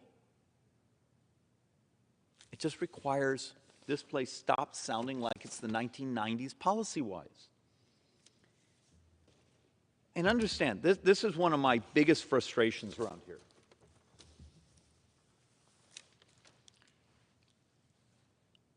And we need a moment of honesty. The policies pushed by the administration and my brothers and sisters on the left here have made America poor. They've made the working men and women poor, and the working poor poorer. And here's the chart. I mean, the facts are the facts are the facts are the facts. Is wages have gone up. Yay! They were also going up dramatically in 2018 and 2019, in the very beginning of 20, with no inflation. Our problem is right now is the classic problem between sort of the Keynesian stimulus, consumption side of economics and those of us who are more on the supply side, where you make more product, and by doing that you raise wages because you become more efficient. You incentivize productivity, and that productivity makes it so you can pay people more. We did just the opposite. Push cash after cash after cash into society, pushed up inflation. Americans got poorer. You saw the inflation data over the last couple of days. So all the nice speeches around here about Republicans this, Republicans that, moment of clarity, honesty, and it's math. Democrat policies made the working poor poorer this last year, and it's math. And what are the two things you do most that create the most economic violence to the working poor? Really wish I had someone here who was willing to answer that. It's real simple. Open up the border so you create a flood of individuals that have similar skill sets. My drywaller or my gardener or whoever these people are, they sell their labors. They sell their willingness to work their hearts out. And when you flood the market with people with similar skill sets, you crush their wages. And then at the same time, create inflation on top of that. From an economic standpoint, if you want to commit economic violence on the poor, do exactly what the left is doing right now. Open up the borders and incentivize inflation. And the tough part with both of these is it's not a switch you just turn off. The labor availability for those who sell their labor, they sell it because they didn't graduate high school, they didn't have some of the benefits many of us did, but their wages were going up dramatically. In 18, 19, the beginning of 20, new regime comes in, borders opened up, and you see, and look, we're in the middle of the pandemic, there's lots of other things going on, and there's numbers out there that are really difficult because you have to adjust for the amount of cash that was pushed into society. But when you start to try to normalize that, I think when we look back, there's going to be an understanding of just how brutal the policies of opening up the border, inflation were to the very people we talk about and we claim we care about. And my fear is that brutality economically looks like it's going to be with us for about a decade. It may take 10 years to squeeze out what we've done in our population dynamics and inflation. I hope this place is willing. And look, when I talk to some of my Democrat colleagues and I walk them through the numbers, they just stare at me angrily and say, well, we're going to just send them more money. Not understanding that that just sets off the cycle even more.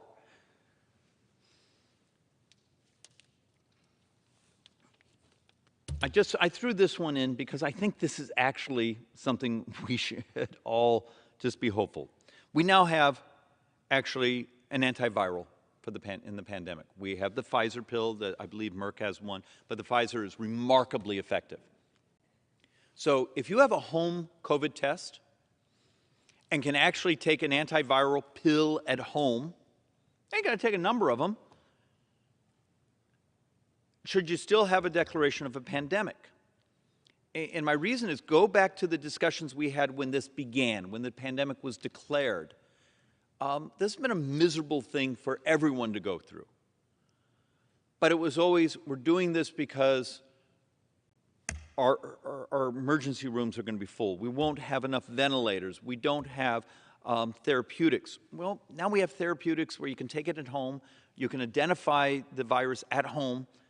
Is it time for us to actually step in and say, this is something we're going to live with. We now have the tools to take care of it. If you happen to be in one of where you have a compromised immune system, you have other sorts of comorbidities, which I still hate that word. Yes, there's different protocols. For the vast majority of our nation, this is what we had said a couple of years ago. When we get this, we don't need to have a declaration of pandemic because you can test at home and you can take a pill at home. Well, a number of pills, and it's an antiviral that's incredibly effective. Is it time we start having the conversation that the declaration of a pandemic has outlived its welcome, and we start now figuring out we have methods to help our brothers and sisters who are suffering take care of themselves, do it from home. They don't have to be in the urgent care center. They don't have to be in our emergency rooms, our hospitals. It's just, this is hopeful, and it's here. Now, of course, you already saw an earlier debate, I believe, between our leaders discussing about the Biden administration's failure to properly pre-order and those things. I'll let others who specialize in this have that debate, but that should be considered hopeful, and it is time, and we're already starting to see some movement with our brothers and sisters on the left, starting to understand this is something we're going to live with. All right, this one's uncomfortable, but it's math. University of Chicago, 4 PhD economists. We're looking at parts of the Build Back Better, the social entitlement spending bill, and the child care tax credit. And it turns out, because the left insists on delinking the money from getting job training, from learning skills, from actually pursuing work, from taking work, the economists basically say, once again, the left's great rhetoric of how they're going to help working men and women who have children, actually, the data says they're going to make them poorer. So we've proposed over and over and over and over to the left is, okay, if you intend to do this, could we put a component that says, we need you to gain skills. We want you to be part of the economy. We want you to be part of society. We'd like you to work. And the reaction, we actually had testimony in the Joint Economic Committee from a leftist Democrat witness who basically said, why should people have to work? And even a couple of the Democrats on the dais, you know, their jaws are dropping saying, well, that's your witness. But when the economists turn to you and say, the way you're designing your legislation, you are hurting working poor people. You've already done it with opening the border. You've already done it, you know, with inflation. Now you're going to make sure it sticks. These are just crappy economics. And they know better. It's just, it's the politics of this craziness right now. So let's actually go on to something else that I'm hoping will make some sense. I did this board specifically for someone who will probably never see this moment of the speech. So last week, we sent out, you know, the postcard saying that it's about to become a new year. Tell us what issues you care about. And someone on the left stuck one in my mailbox, and the first thing said, rich people need to pay more. Okay. It would have been nice if this individual had actually had the fortitude to actually give me their name or phone number so I could talk to them, walk them through the numbers. Because you hear the left's folklore all the time. Well, the tax reform, it was for rich people. No, it wasn't. Once again, the data makes it very clear the wealthy, after tax reform, are paying a higher percentage of the federal income tax. Understand, one more time, the tax code got more progressive after tax reform. It's the math, it's the truth. How many times do you hear it? I remember last year, I did a presentation, Speaker Pelosi came in off and then Speaker Pelosi talks in the mic and says, 82% of the benefits went to the rich people. And even the Democrats who are in Ways and Means, their jaws are dropping and they're looking down at the floor. But this place makes math up, makes crap up, because we're about virtue signaling, not the facts. Tax code we're under today is more progressive. The rich pay a higher percentage of the federal income tax burden than before tax reform. But back to the rhetoric and that postcard that was in my mailbox saying rich people need to pay more taxes. Okay, maybe the left should stop trying to subsidize them. In the left's Build Back Better, their social entitlement spending plan, the amount of tax cuts that are functionally designed into that, tax credits, money transfer, you do understand 2/3 of millionaires get a tax cut under the Democrats' Build Back Better. It's, once again, the rhetoric versus the math, the virtue signaling versus owning a calculator. The analysis says the Democrats are once again talk a great game. The wealthy need to pay their fair share.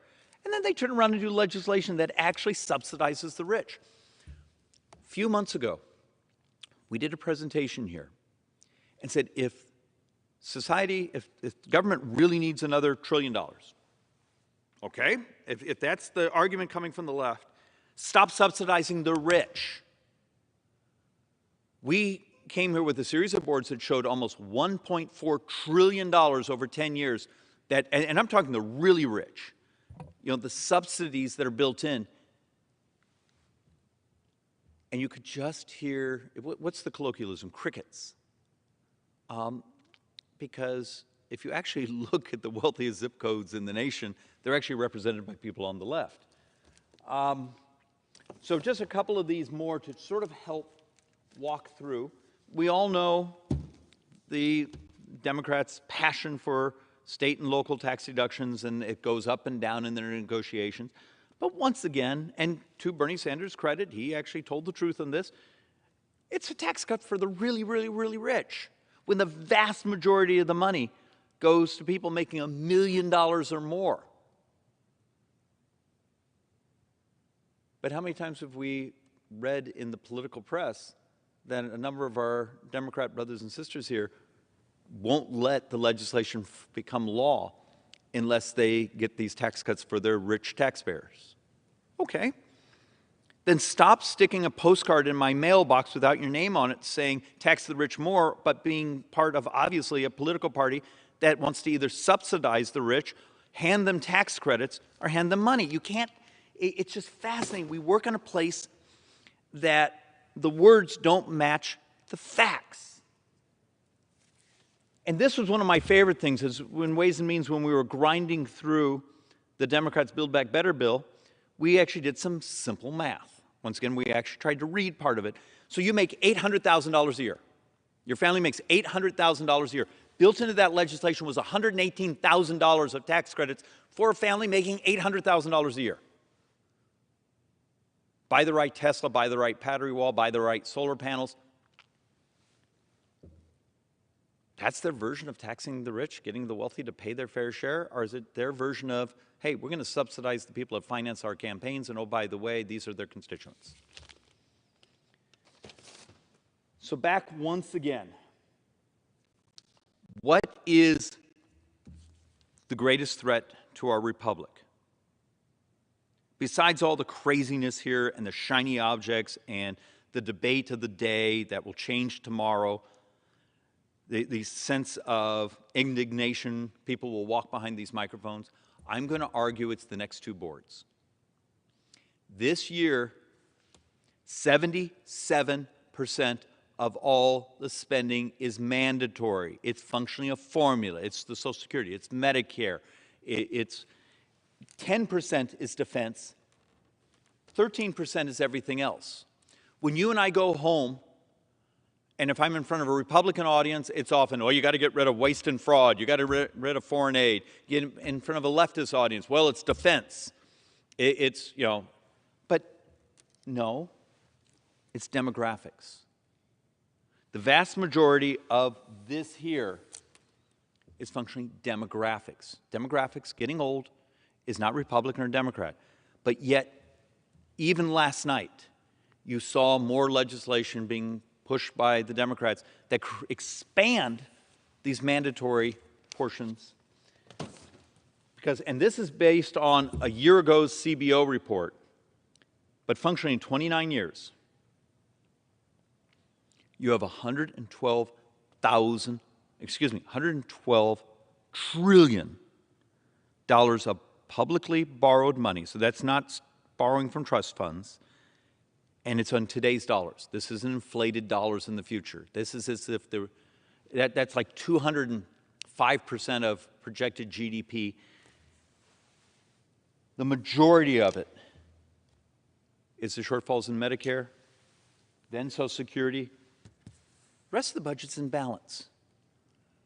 If you've made a commitment, you're an elected official here, and you made a commitment that you're going to protect Social Security, you're going to protect Medicare, you're going to protect retirement security, start telling the truth about the math and understand those previous slides I showed that there's a miracle of wonderful things that are going to cure misery, cure diseases. Why isn't that the fixation here?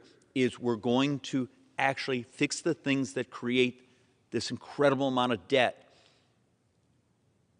Instead, we have a body that doesn't do math and is rewarded for absolutely absurd virtue signaling. And with that, Madam Speaker, I yield back. The gentleman yields back.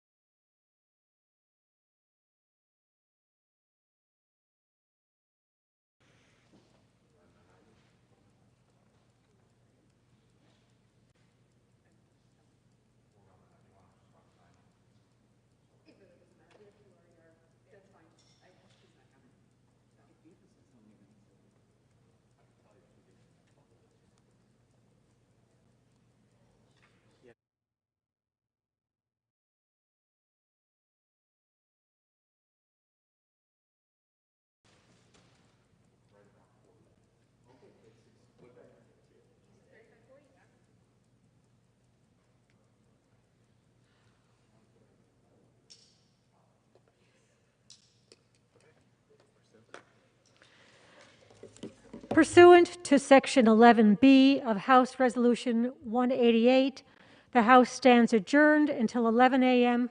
tomorrow.